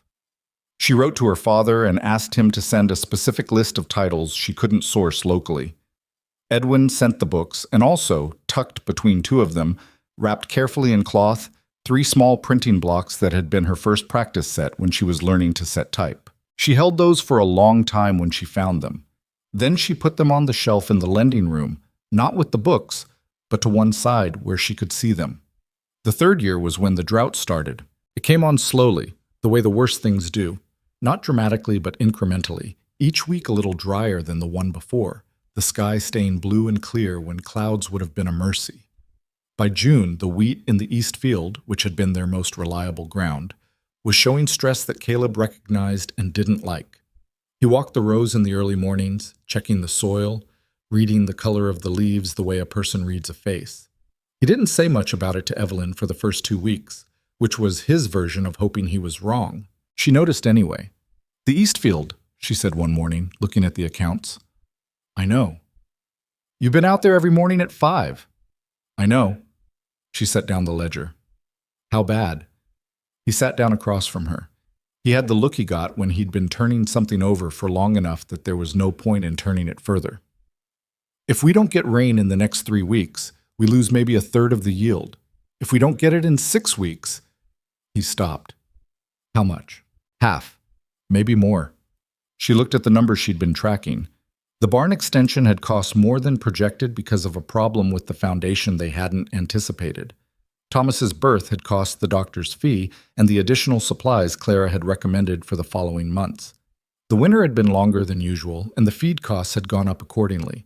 The margin she'd been carefully building was thinner than it had been a year ago. We can absorb a third, she said. Barely, but we can. And half? She looked at the numbers for a longer moment. Half is harder, she said honestly. We'd have to reduce something. The cattle, he said. We could sell off some of the herd now before the price drops if others are doing the same. How many? 6? Maybe 8? She did the calculation. That covers us through the winter if the rest of the wheat comes in at projection. If, he said. If, she agreed. They sat with that word for a moment. It was one of the primary words of frontier life she'd learned. Not a word of possibility so much as a word of contingency, a bracket around everything you'd planned. They sold 8 cattle. Caleb drove them to Dodge City on a Tuesday, which was market day, and came back with the price he'd predicted and no satisfaction in having predicted it. He put the money in the account, and they watched the sky and watered what they could from the well, which was also lower than it had been, and which worried Caleb in a way he didn't fully articulate, but which she could read in the extra trip he made to check it each evening. The rain came in the 4th week. Not enough, not close to enough, but something. Enough to ease the immediate crisis without resolving the underlying one. The wheat in the east field came in at about 40% of projection. The rest of the fields did better, which brought the total loss to something closer to a quarter than a half. "We're all right," Evelyn said when the final numbers were in. "This time," Caleb said. "This time," she agreed. She didn't add anything to that, and neither did he, because the acknowledgement of fragility was itself enough. You didn't need to underline it. What she didn't expect was the effect on the neighborhood. The Engstroms lost more than the Turners. Their soil was sandier, their water supply less reliable, and Holt had not sold cattle early the way Caleb had, which meant when the price dropped in August, he'd gotten less than he should have for animals he'd been forced to sell anyway. 2 families on the far edge of the county lost their crops almost entirely and spent the fall in the particular grim calculus of whether to stay or go. One of those families, the Aldermans, had 5 children and a wife who came to the lending room one October afternoon and sat in the chair Evelyn kept by the window and said, without particular drama, "I don't know if we're staying." Her name was Ruth. She was 34 and looked older, the way frontier women sometimes did, not from weakness, but from the accumulated weight of doing everything in difficult conditions. She had never been to the lending room before. The Alderman farm was too far for regular visits, and she sat in the chair and looked at the shelves with an expression that Evelyn recognized as the look of someone being asked to remember that they were a person with an interior life and not just a body performing tasks. "Where would you go?" Evelyn asked. "My husband's family is in Ohio. He has a brother with land." Ruth looked at her hands. "It would be smaller, more settled, safer. Do you want to go?" Ruth was quiet for a long time, long enough that Evelyn didn't push it, just let the question sit there while outside the October wind moved across the dry grass. "I want my children to eat reliably," Ruth said finally. "I want my husband not to look the way he's looked this fall. I want to sleep a full night without calculating." She paused. "But I also—" She stopped. "You built something here," Evelyn said. "Yes. And leaving it feels like losing it. Even if the building wasn't enough," Ruth said. "Even then." Evelyn looked at the shelves. She thought about the letter she'd written her father before she came out here, the one where she'd said that she was not frightened by the right kind of terror. She thought about the east field in the drought, and the accounts, and the cattle she and Caleb had sold at the right time because they'd been paying attention. "I can't tell you to stay," she said. "That's not mine to say." "I know, but I can tell you that what you've built here, the knowing how to do it, the understanding of the land and the work, that comes with you. Ohio doesn't take that." Ruth looked at her. "Is that supposed to be comforting?" "I don't know," Evelyn said honestly. "I was trying to say something true rather than something comforting. Sometimes those are the same thing, and sometimes they aren't." Ruth was quiet again. Then she said, "Can I borrow something?" "Of course," Evelyn said. "What do you want?" Ruth stood and looked at the shelves for a moment. Then she reached out and took the Emerson. She turned it over in her hands. "My mother used to read this. I haven't thought about that in years." "Take it," Evelyn said, "for as long as you need it." The Aldermans stayed through the winter. In the spring they were still there, which told Evelyn something about the weight of what Ruth had been calculating in the dark, and what had come out on the heavier side. The drought's second year was different from the first. Not worse in absolute terms, but harder in the accumulated way. The way the second year of anything hard is harder than the first because the resilience has already been spent once. Caleb's face carried something that spring that Evelyn watched carefully. Not with alarm exactly, but with attention. The way you watched a structural thing you wanted to make sure wasn't under more strain than it looked. On a May evening after Thomas had gone to sleep, he was 2 now, finally sleeping through the night with some consistency, which had taken long enough that both his parents had started to wonder if it was ever going to happen. Caleb sat on the porch in his chair and didn't move for a long time. Evelyn finished the dishes and dried her hands and came out and sat in hers. The grass was pale and sparse in the low fields where the drought had bitten deepest. The sky was clear and enormous, and the stars were doing what they did out here, which was appearing in numbers that still surprised her even after 3 years. "Tell me," she said. He looked at the horizon for a moment. "Holt's thinking about selling the north parcel." "I didn't know that." "He told me today. If the season doesn't recover, he doesn't have the cash to hold it through another winter." "Can we buy it?" she asked. He looked at her. "We don't have the capital." "Could we, longer term?" He was quiet, which meant he'd already been thinking about it. "Maybe," he said, "if the south field comes in the way it's trending and we hold prices steady through September." "The lending room is bringing more people to the property," she said. "Clara mentioned last week that the Brennan family has been thinking about putting in another fence line on our east side, which would—" "I know," he said. "Then why do you look like that?" He turned to look at her directly. In 3 years, she had learned the inventory of his expressions more thoroughly than she'd learned the accounts. And this one was not despair. It was something more complicated, a kind of weariness that was not the same as defeat, but was a neighbor to it. "Because some of this isn't in the numbers," he said. "Some of it is just the land, the way it refuses, the way you can do everything right and the sky just doesn't give you what you need and there's no argument you can make about it." She sat with that for a moment. She didn't try to fix it. "I know," she said. "I'm not asking you to—" "I know," she said again. "I'm not trying to solve it. I'm just sitting here." He looked at her for a moment, then he looked back at the horizon. "Holt's north parcel is good soil," he said. "Better than ours in the southwest corner." "I know," she said. "I looked at the composition records when we were doing the county survey." He turned to look at her again. "When did you do that?" "February, when you were in Dodge." A pause. "And you didn't mention it." "I didn't have a reason to mention it yet," she said. "Now I do." He was quiet for a long moment. Then something shifted in him, some of the weight of the evening moving slightly. "The southwest corner," he said. "I always thought the soil was the problem there." "It is. But the drainage is the bigger problem. Fix the drainage, and the soil responds." "That's a significant project." "It is," she said, "but it's the kind of project that has a return." He looked at the stars for a while. She waited. "Okay," he said. "Okay, what?" "Okay, let's look at the numbers on Holt's parcel." She nodded once. She didn't say anything else about it because it didn't need anything else. And because she'd learned in 3 years of this the difference between the moment to push and the moment to stop, and this was the latter. They sat for another hour, not talking much, the way they'd gotten good at. The night moved around them. The grass made its sound. Thomas made a small sound from inside and then went quiet again. She thought about Ruth Alderman and the Emerson on the shelf and the 2 families who'd left the county in January and the 5 who'd stayed. She thought about her father's printing blocks on the shelf in the lending room.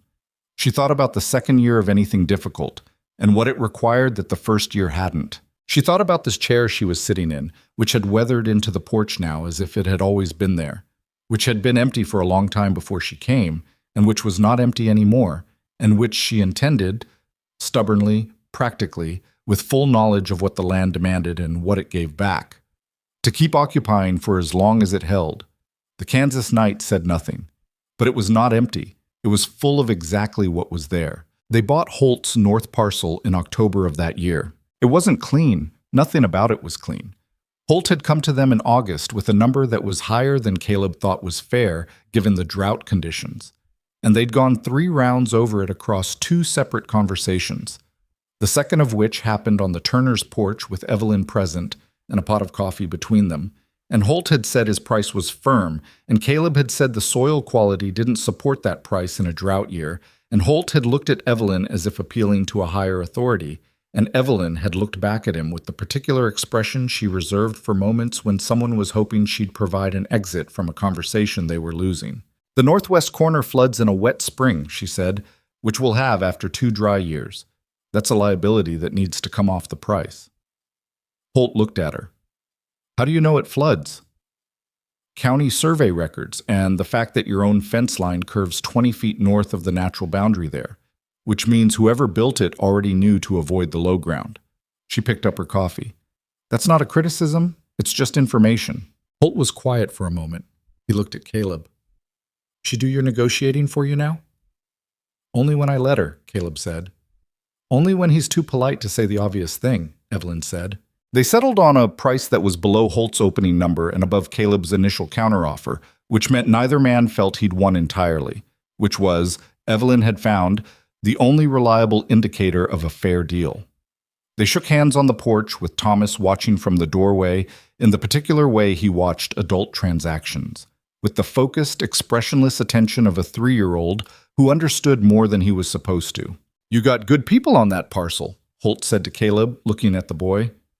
I know it, Caleb said. Holt rode off. Thomas came out onto the porch and looked after him. Is that man angry? He asked. No, Evelyn said. He's Norwegian. It looks similar, but it's different. Caleb made a sound that was as close to a laugh as he got in those years, which was not very close, but was unmistakably in that territory. And Thomas looked between his parents with the expression children had when adults did something they didn't understand but recognized as belonging to a private language between them. The north parcel added 60 acres. It changed the shape of what they were doing in ways that took a full season to understand. Caleb spent the winter planning the integration, how the new ground would work with the existing fields, where fencing needed to move, what the water situation looked like across the combined property. Evelyn worked on the financial modeling, which was now complex enough that the ledger had expanded to 2 books, one for the current operation and one for projections, and she'd developed a system for tracking variables, weather patterns, cattle prices, neighboring land values, that Caleb had initially regarded with mild skepticism and now consulted without comment, which was his version of full endorsement. Thomas turned 4 and became, without warning, a child with opinions about everything. He had Caleb's build, solid, not tall yet, compact through the shoulders, and Evelyn's way with language, which manifested as a vocabulary that startled the neighbors and an unsettling tendency to ask follow-up questions when adults said things that didn't fully add up. Clara Engstrom's youngest daughter had decided Thomas was her best friend, which meant the Engstroms came by more often, which meant the lending room had become a de facto meeting point for the women in a 4-mile radius every second Saturday, which had happened so gradually that Evelyn had not fully noticed it becoming a thing until it already was one. She mentioned this to Caleb one Saturday evening after Clara and 2 other women had stayed for 3 hours and left with 6 books between them. It's become a gathering, she said. It's been a gathering for a while, he said. He was cleaning the rifle at the kitchen table, which was his preferred occupation while she talked through things she was working out in her mind. Since at least spring. I didn't plan it this way. I know. I'm not sure the room is big enough, she said. He looked up. For the books or for the people? Both, but mainly the people. She stood in the doorway of the lending room and looked at its dimensions with the eye she'd developed for useful space, which was different from aesthetic space and which she'd always had more patience for. If we took down the south wall, that's a load-bearing wall, he said. I know. I'm not suggesting we remove it. I'm suggesting we work around it. She came back and sat across from him. What if we extended the room outward, added maybe 12 feet to the south side? He set down the cloth he'd been using. An addition. A small one. It would double the floor space. The cost is manageable if we do the framing ourselves, she said. Most of it. We'd need help with the roof. He looked at her. You've been thinking about this for a while. Since February, she said. I wanted to see if the Saturday gatherings were going to hold before I brought it up. And? They're holding, she said. Ruth Alderman came last week. She brought her oldest daughter. The girl read for 2 hours without stopping. Caleb picked up the cloth again and finished what he'd been doing, which meant he was thinking and needed his hands occupied. She waited. I'll look at the south wall next week, he said. See what the framing situation is. Thank you, she said. Don't thank me, he said. It's a good use of the space. The addition took most of the following spring to complete, built in sections between the field work, which meant there were weeks when half a wall stood, framed and covered in cloth against the weather, while Caleb was out on the north parcel, or the east field, and Evelyn was managing both the inside work and the lending room with Thomas underfoot and occasionally allegedly helping. Claire's husband came 2 Saturdays in a row to help with the framing, which he did without being asked and without accepting payment, which was a form of community exchange that Evelyn was still learning the grammar of, the frontier economy of reciprocal labor, which ran beneath the cash economy like a different kind of current. When the addition was finished in June, it roughly doubled the lending room's capacity. Evelyn built new shelves with Caleb's help. She measured, he cut. They argued twice about the bracket spacing and were both partly right, and filled them with the books that had been stacking up against the walls of the original room and overflowing into the hallway. She wrote to her father and described the expansion, and Edwin wrote back with a list of 20 additional titles he recommended, and the news that James had taken on an apprentice of his own, which meant the shop was growing, which meant Edwin was pleased with himself in the quiet way he had of being pleased with himself. She pinned that letter to the wall of the lending room, above the shelf where the practical books lived. It stayed there for years. Edwin came to visit in the fall of that year. He was 65, and the trip was long, and he arrived looking more worn by it than he'd have admitted, but he walked through the house with the slow attentiveness of a man making an inventory of something that mattered, and he stood in the lending room for a long time reading the spines and the organization system that still ran on Evelyn's internal logic and the small card-based catalog she'd developed for borrowers to find things without asking her every time. "You built this," he said. "Caleb built the shelves," she said. "You know what I mean." She did. "Yes," she said. He turned to look at her. He had her mother's eyes, or she had his. It depended on how you looked at it. And the particular thing in them now was not sadness exactly, but something adjacent to it. The look of a person encountering evidence of time having passed while they weren't watching. "Your mother would have—" He started and stopped. "I know," Evelyn said. He nodded. He picked a book off the shelf, looked at it, put it back.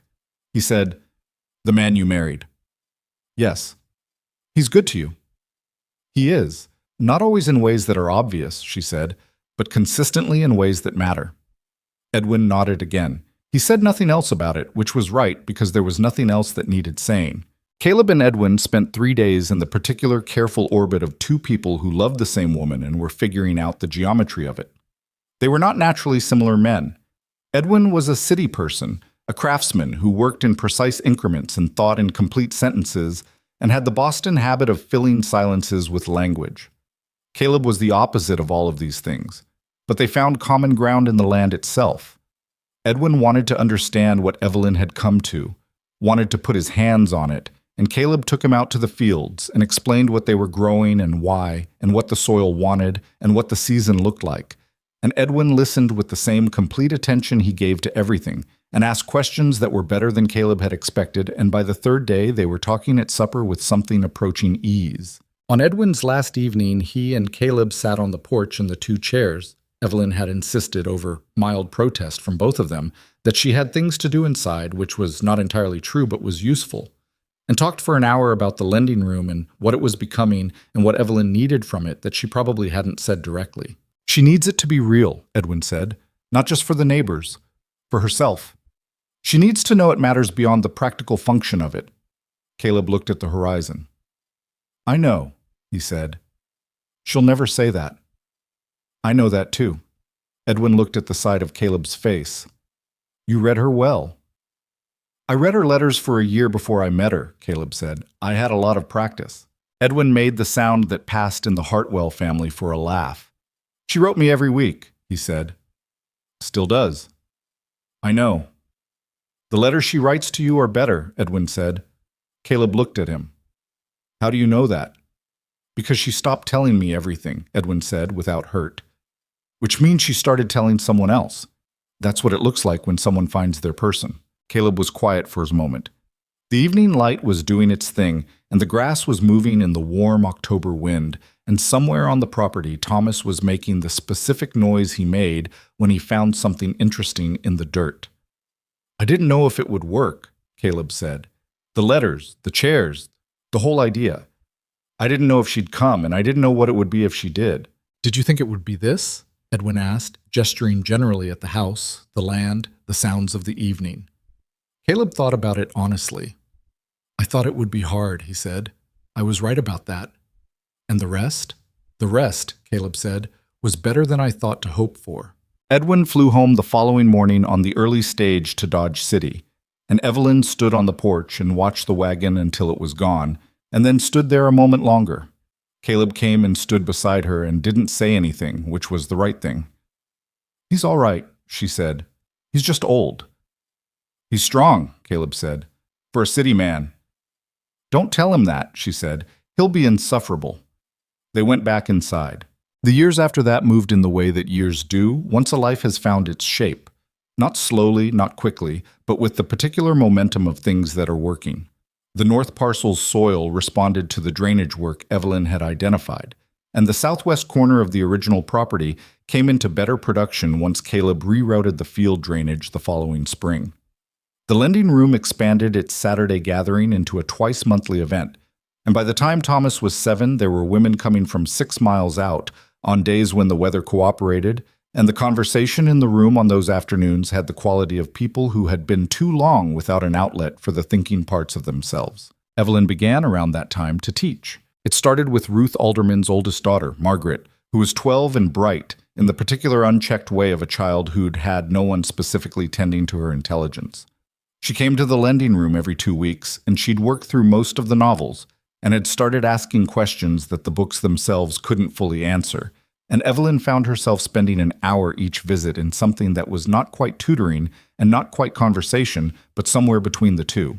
Then Clara sent her middle boy, who was 10, and struggling with arithmetic.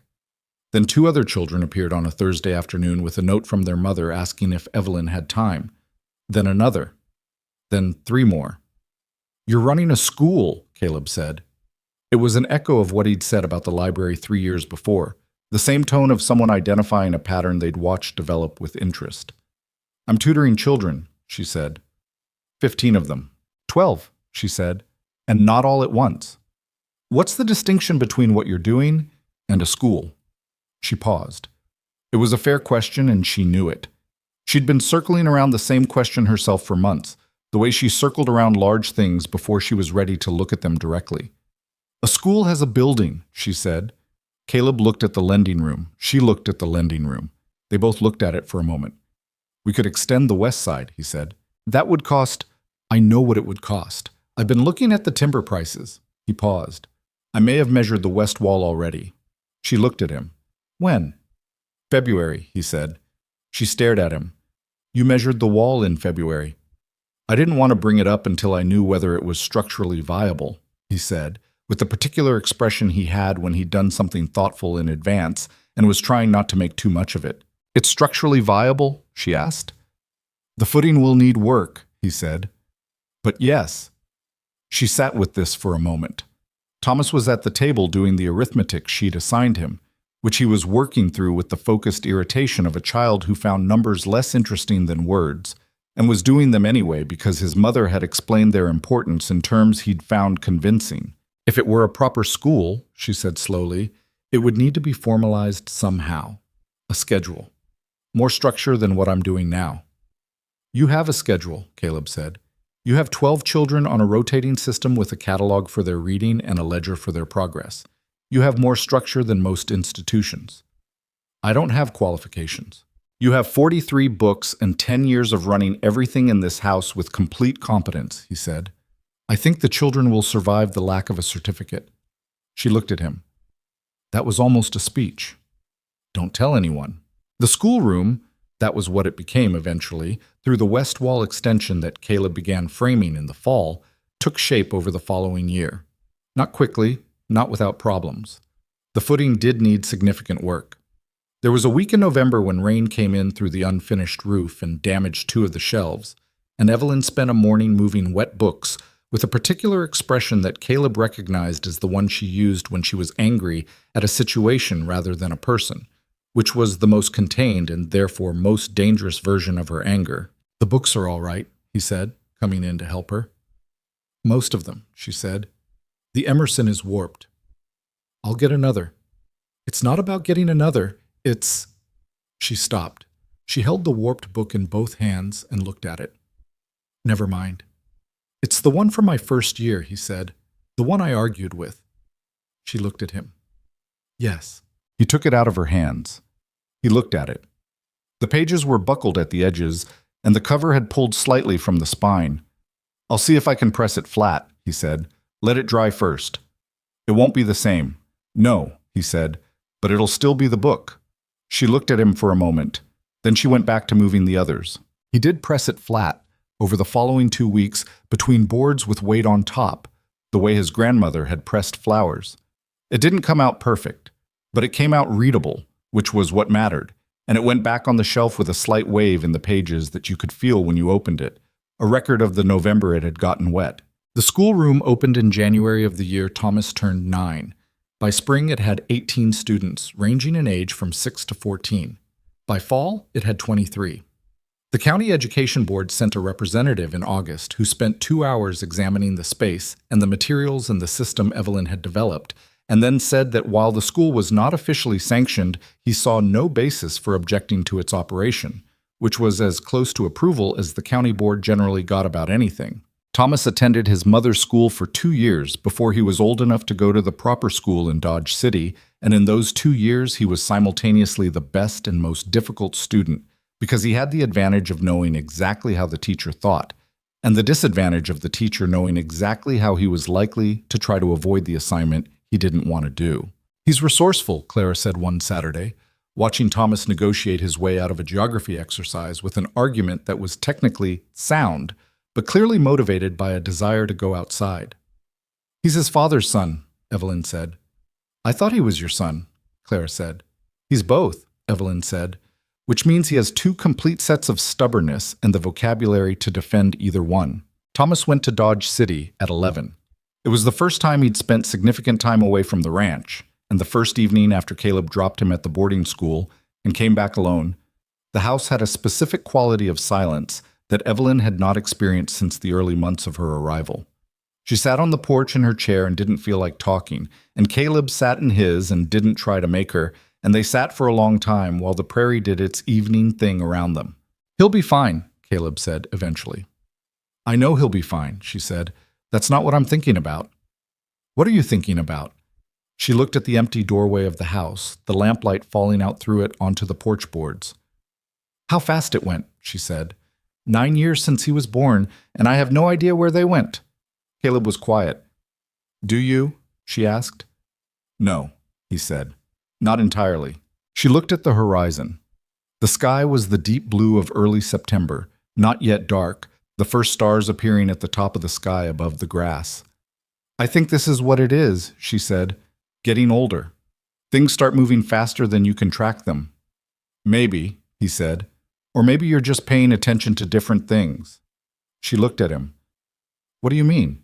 When Thomas was small, everything was immediate. The next day, the next week. Now there's more distance in what you see. He paused, working through the thought.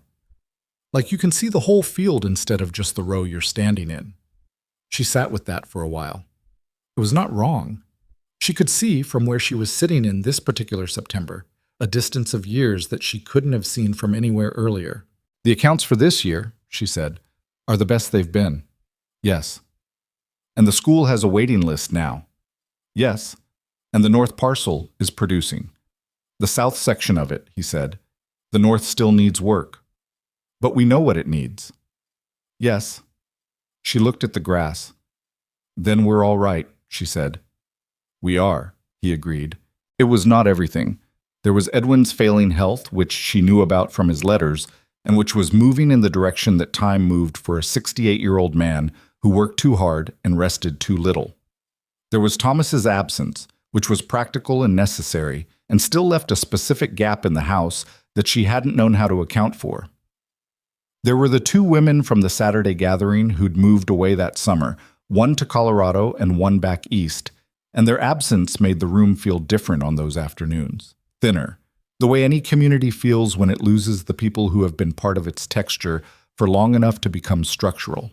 And there was Caleb's back, which had started giving him trouble in the wet springs, and which he did not mention until it was bad enough that she noticed, and which he referred to, when he did mention it, as the usual, which was a category she had learned covered a range of things from minor inconvenience to significant pain, and that distinguishing between them required watching rather than asking. She watched, she noted. She said nothing about it directly until one morning when she found him standing at the kitchen counter rather than sitting and moving more carefully than usual. The back, she said. It's fine, he said. It's fine the way the East Field was fine in the drought, she said. Which is to say it isn't. He looked at her. She looked back. This was a version of a conversation they'd had before about different subjects, and the pattern of it was familiar to both of them. I'll see the doctor in Dodge next week, he said. This week, she said. A pause. This week, he said. The doctor said what Evelyn had suspected, years of physical labor accumulating in the joints of a man who had not been young when he started, and who had not slowed down much since. There were things to be done about it, and things that could not be done about it. And the things that could be done involved changing some of how he worked, which was the part of the conversation that Caleb sat through with the expression of a man being told to alter something fundamental about himself. She drove them home from Dodge City in the wagon, which she did without comment because comment would have been the wrong thing. The sun was going west in front of them, pulling the light behind it. After a while he said, I'll need help with the south fencing. I know, she said. I'll write to Holt's son. He's been looking for work. Another silence. The barn roof needs attention before winter. Thomas is coming home for harvest break, she said. He can help with the roof. He looked at her. She kept her eyes on the road. You've already thought about all of this, he said. I think about things, she said. You thought about it before the doctor even said anything. I thought it was probable, she said carefully. And probable things deserve preparation. He was quiet for a moment. Then he said, in the particular tone he used when something was costing him to say, I don't want to be reduced. She looked at him then. He was looking at the road ahead, jaw set, the expression of a man confronting something he'd been avoiding confronting. She looked at that face, the face she'd been looking at for 9 years, that she knew the way she knew the accounts, in every condition and every light. You're not going to be reduced, she said. You're going to manage the back parcel differently and delegate the fence work and take the doctor's recommendation about the lifting, and the ranch is going to keep running because we know what we're doing, both of us. He didn't answer immediately. Caleb, she said. I heard you, he said. Then believe me. He looked at her. The evening light was on his face and the years were in it. The years and the work and the particular quality of a man who had built something real out of genuine difficulty and knew the weight of it. All right, he said. I believe you. She looked back at the road.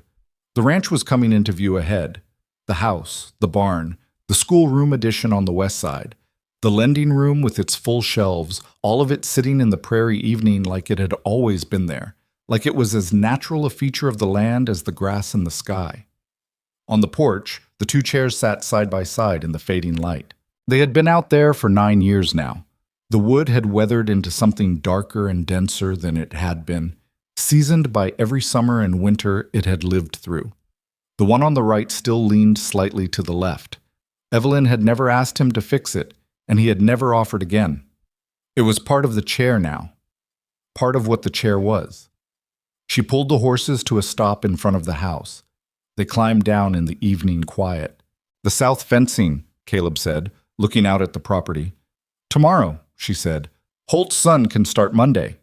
He nodded once. He looked at the chairs. She looked at them too. Sit down, she said. I'll get the coffee. He sat. She went inside. When she came back out, the sky had shifted into the colors she'd stopped trying to name. There were too many of them, and they changed too fast. And the grass was doing the thing it did in the fall evenings, the particular sound of it that was not quite silence and not quite anything else. She handed him his cup. She sat in her chair. The prairie received them the way it always had, without ceremony, without comment, without asking anything of them at all except to stay. They stayed. Time does not slow down for people who are paying attention. If anything, it moves faster.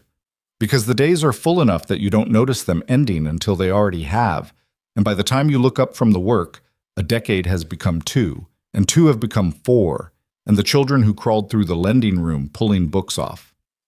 The low shelves are grown people with children of their own who come to visit on summer afternoons and call you grandmother and leave muddy footprints on the porch boards. Thomas married a woman named Alice from Dodge City, a school teacher, which Evelyn found satisfying in a way she didn't make too much of, and they settled on a parcel of land 12 miles east, close enough for regular visits and far enough for the particular privacy that young families needed to become themselves without an audience. They had 3 children in 5 years, 2 girls and a boy. The boy was named Edwin, which Thomas had decided on his own without consulting either parent, which was how Evelyn knew he'd meant it seriously. The ranch grew in this way that working land grows when it is managed by people who understand both its limits and its possibilities. Not explosively, not through luck, but incrementally, through the accumulated effect of good decisions made over long periods of time.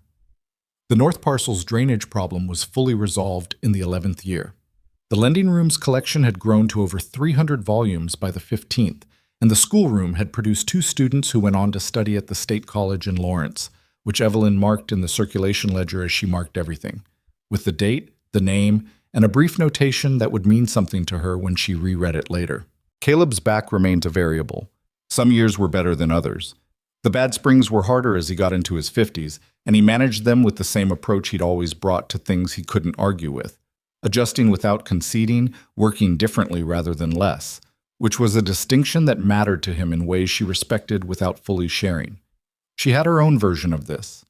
Her eyes, which had always been strong, began to require more light for close work in her late 40s, and she accepted this with moderate grace and a pair of spectacles she referred to, in her letters to the women she still corresponded with, as necessary if irritating, which was about as much complaint as she allowed herself on the subject. Edwin Hartwell died in the spring of the 14th year, which was not a surprise. His letters had been telling her for 2 years that his health was diminishing, written in the careful, factual tone of a man who believed in accurate information and did not want his daughter alarmed more than the facts warranted. He died in the shop, which is where he would have chosen to die, sitting at the desk where he'd done the accounts for 30 years. James found him in the morning. The shop was left to James in Edwin's will, with a note to Evelyn that James read to her in his letter, which said, "You already have what I would have given you. I gave it to you a long time ago. The press goes to someone who needs it. You never needed the press." She sat with that for a while. Then she wrote back to James and told him he'd been a good steward and to take care of the thing. She cried once, alone in the lending room on a Tuesday afternoon when Caleb was out on the North Parcel, and then she put her spectacles back on and went to the accounts and did the week's reconciliation because the accounts needed doing, and her father had taught her that work was not an avoidance of grief, but a form of moving through it. She told Caleb that evening on the porch. He put his hand over hers on the armrest of her chair and left it there for a while and didn't say anything, which was the right thing. After a while, she said, "He was ready. He'd been ready for a year." And Caleb said, "I know." And that was the extent of it, which was enough. The years after Edwin's death had a different quality to them. Not worse, not better, but different in the way that all things are different once the generation above you is gone. You become the oldest version of yourself, the top of your own line, and the view from there is both longer and lonelier than the view from anywhere earlier. But there was also this, the Saturday gatherings in the lending room, which had become a fixture of the county's social life so permanent that people scheduled around it. Ruth Alderman's Margaret, who had been 12 when Evelyn first loaned her a book and was now 31, had started bringing her own daughters. Claire Engstrom's son had married one of the Brennan girls, and they farmed the eastern parcel and came to the gatherings with the easy familiarity of people who had grown up knowing the lending room as a constant. There was a generation of people in that county whose first serious encounter with books, with ideas, with the notion that their interior lives were worth tending, had happened in the 2 rooms that Evelyn and Caleb had built and rebuilt and expanded over the years. She was not sentimental about this. She was practical about it in the way she was practical about everything, tracking what was there, noting what was needed, adjusting the system to fit the changing demand. But she was not unaware of it either. She knew what it was. She'd known for a long time. Caleb turned 68 on a February that was cold the way February in Kansas was always cold, and Evelyn made a cake that was better in intention than in execution. She had never been a natural baker, which was one of those domestic skills that the frontier was supposed to have equipped her with, and largely hadn't. And Thomas and Alice brought the grandchildren out, and the house was loud for an afternoon in the way it was only loud when the young ones were in it. After everyone had gone home and the house was quiet again, Caleb sat at the kitchen table with a cup of coffee going cold. The way he'd had cups of coffee going cold at that table for nearly 40 years. And Evelyn sat across from him in what had become, over decades, her chair. The one she'd claimed from the start, instinctively, the way people claimed the places that fit them. 68, she said. Yes, he said. How does it feel? He considered this with the seriousness he brought to questions that deserved it. The same as 67, he said. But my back has an opinion. Your back always has an opinion. It's getting louder. She looked at him across the table. He had gray in his hair and lines in his face that were the accumulated record of 40 years of outdoor work. And he sat in the kitchen the way he'd always sat, slightly forward, slightly attentive, as if the next thing to be done was already forming in the back of his mind. That quality had not diminished. She had watched a great many things change in him over the years, and that one had not. The south fencing needs replacing this spring, he said. I was thinking Thomas's boy. He's 16 now, old enough to... Caleb, she said. He looked up. We can talk about the fencing tomorrow, she said. He looked at her for a moment. Then he wrapped his hands around the cold coffee cup. All right, he said. Are you happy? She asked. It was not a question she asked often. She was not by nature a person who put that word in the middle of a Tuesday evening conversation, but 68 seemed like an occasion for it.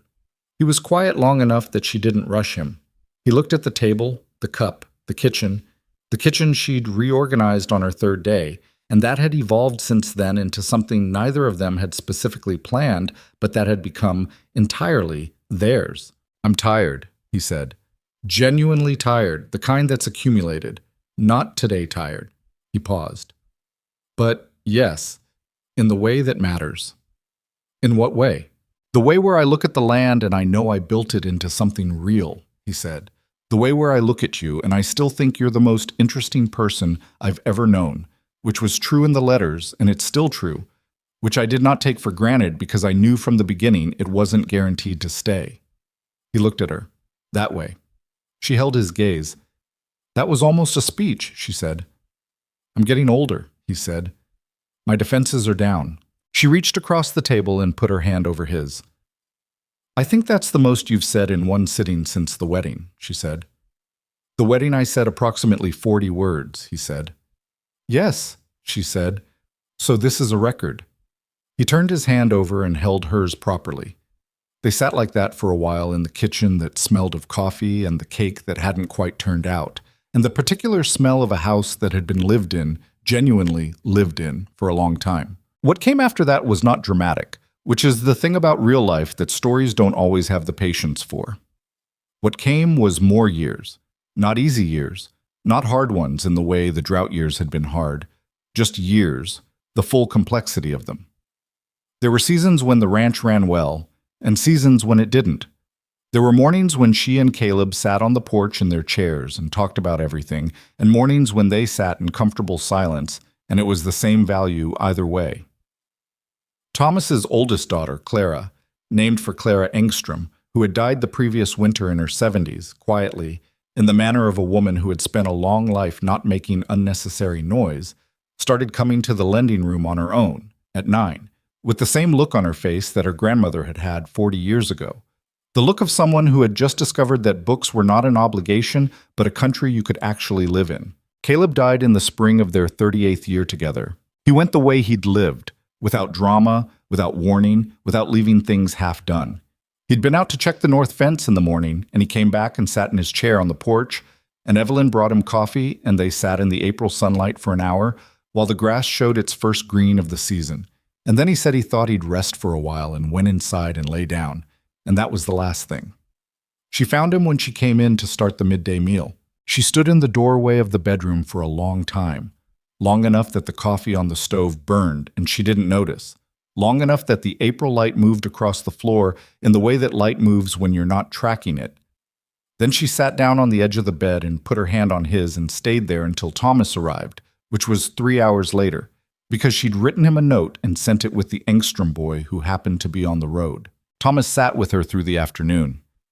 Alice came in the evening. The grandchildren were quieter than she'd ever seen them. She answered the questions that needed answering and accepted the things that were offered. And at the end of the evening, she asked everyone to go home, gently but clearly, because she needed the house to herself, and they understood. She sat on the porch that night in her chair. The April air was cold, and she had a blanket, and the stars were doing what they always did, which was appearing in the kind of numbers that still, after 38 years, struck her as more than strictly necessary. She did not feel, as she'd been afraid she might, that the life had gone out of the place with him. She felt his absence the way you felt a structural thing that was no longer there. Not emptiness exactly, but a changed weight distribution, the sensation of a load that had been shared now being carried differently. It was not unbearable. It was not what she'd expected. It was just true, and large, and hers. She looked at his chair.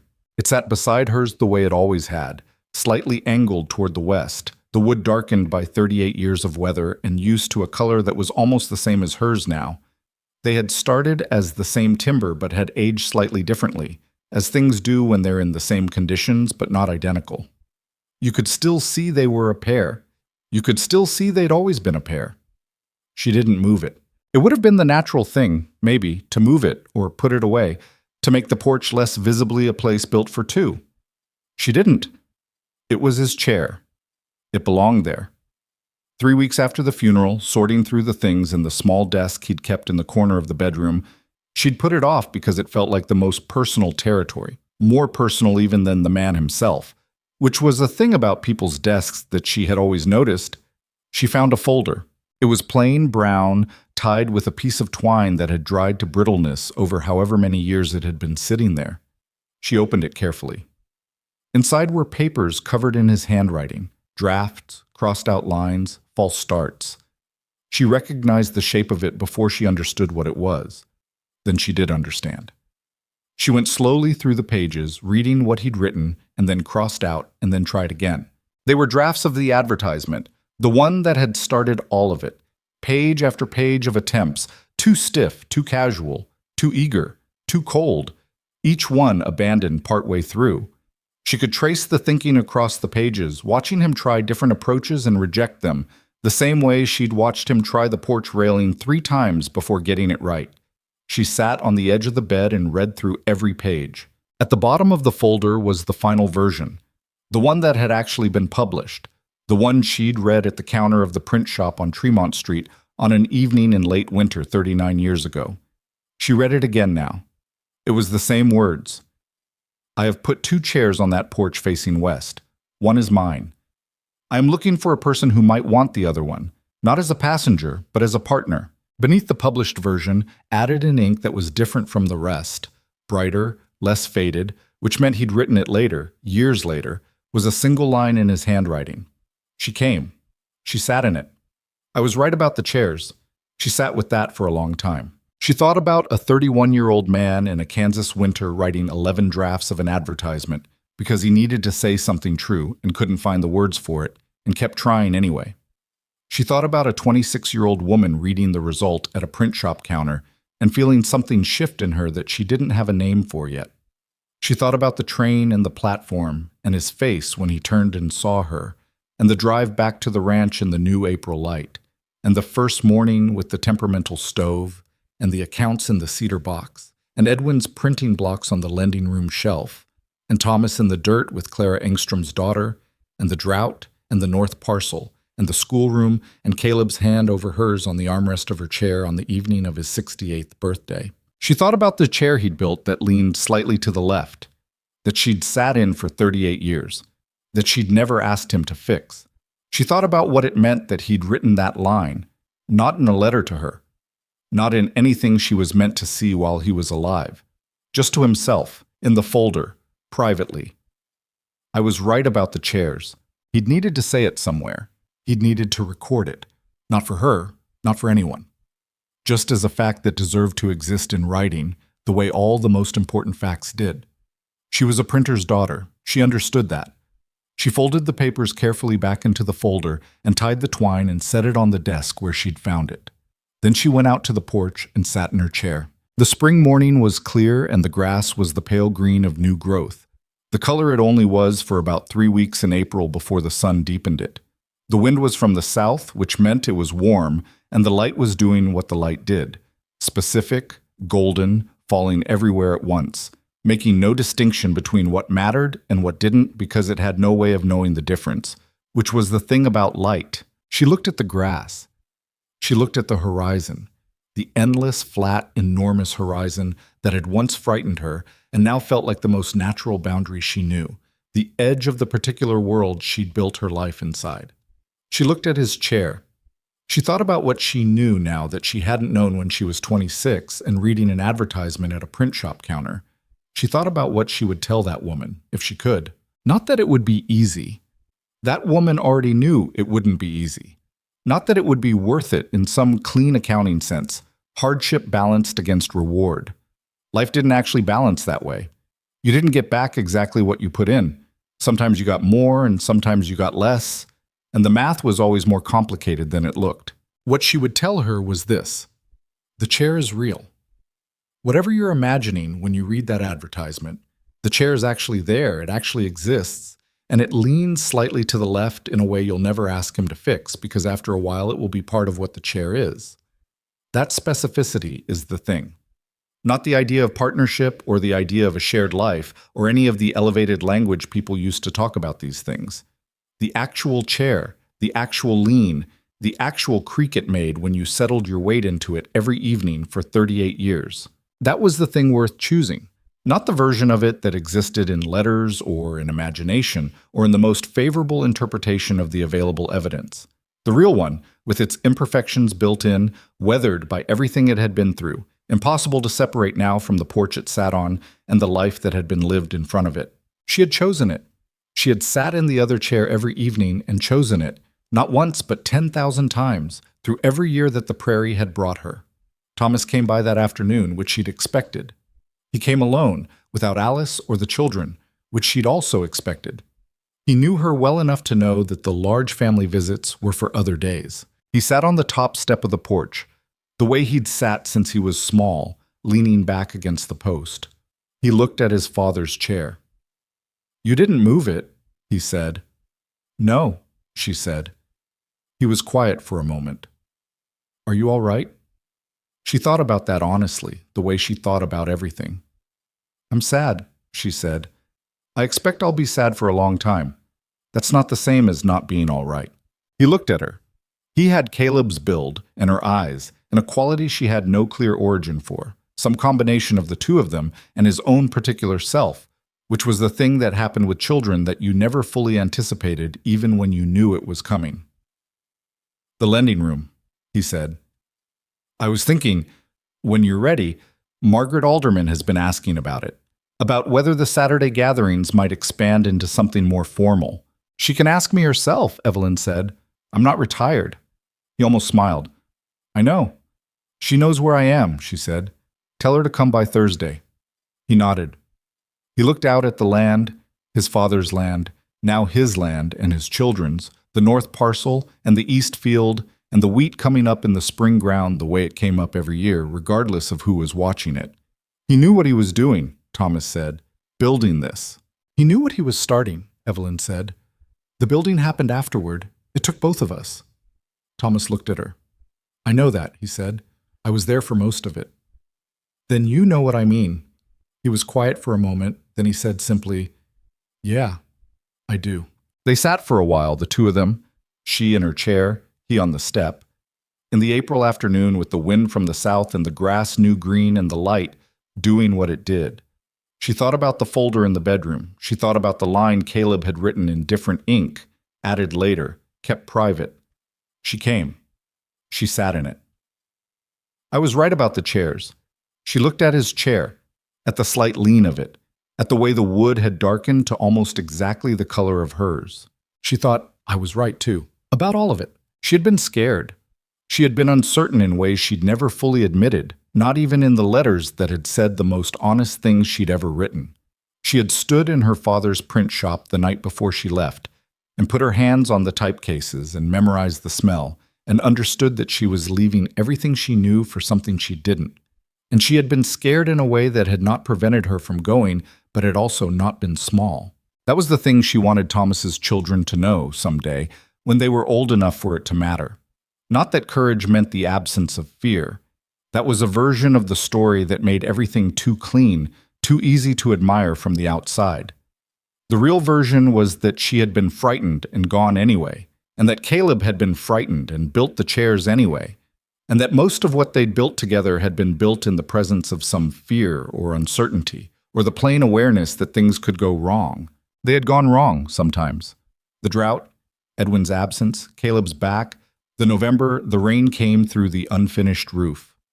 These were not things that had been overcome by the power of their connection or the depth of what they meant to each other. They had been worked through, problem by problem, argument by argument, morning by morning, one difficult conversation at a time. That was what she wanted to say. Not that it had been beautiful, though it had been. Not that it had been worth it, though it had been, but that it had been real. Specifically, stubbornly, imperfectly, completely real. And that real was its own category of value, separate from beautiful or easy or perfect. And in her experience, it was the most durable kind. Thomas left in the late afternoon. She watched the wagon go and then looked at the horizon for a while. The sun was dropping west. The light was moving through its evening sequence, the specific, golden, sourceless light that she had first understood from a letter and had then lived inside for 38 years. She had stopped trying to describe it to people who hadn't seen it. It was one of those things. She pulled the blanket across her lap. The April evenings were still cold. She looked at his chair. She looked at the grass and the sky and the long, flat, enormous horizon that was still the same horizon it had always been, unchanged by everything that had happened in front of it. She thought about a line from the Emerson, the one with the slightly waved pages, the one that had gotten wet in the November rain and been pressed back flat and returned to the shelf. She had read it so many times she didn't need the book. To finish the moment, to find the journey's end in every step of the road, to live the greatest number of good hours, is wisdom. She had not always been wise. She had solved problems before asking. She had pushed harder than she should have when she was tired. She had been more certain than the situation warranted on more than one occasion, and less certain than she should have been on others, and she had spent more time than was probably necessary being quietly right about things, when she could have simply said so and moved on. But she had also sat in this chair. Every evening for 38 years she had sat in this chair and looked at this horizon and been completely, specifically here. Not somewhere else, not wishing for a different version, not saving herself for a better occasion. Here. Present. Choosing it. That was what the chair had always been. Not a symbol of hope, though it had been that in the beginning. Not a symbol of arrival, though it had been that too. It was a choice you made every evening, to sit down, to stay, to look at what was actually in front of you and find it sufficient. She settled into it now. The prairie wind moved through the grass in its slow, rolling way, bending everything in one direction and then the other. The light went gold, then amber, then the particular deep color that came just before the dark. Stars appeared at the top of the sky, one at a time, then all at once. The second chair sat beside her. It was not empty. It had never really been empty. It held 38 years of evenings. It held the weight of a person who had built something real out of a piece of land, and a letter, and 2 handmade chairs, and the stubbornness to believe that what he was reaching for was worth reaching for. That didn't leave when he did. That stayed in the wood, in the lean of it, in the specific creak it made if you put your hand on the armrest and pressed down. She put her hand on the armrest and pressed down.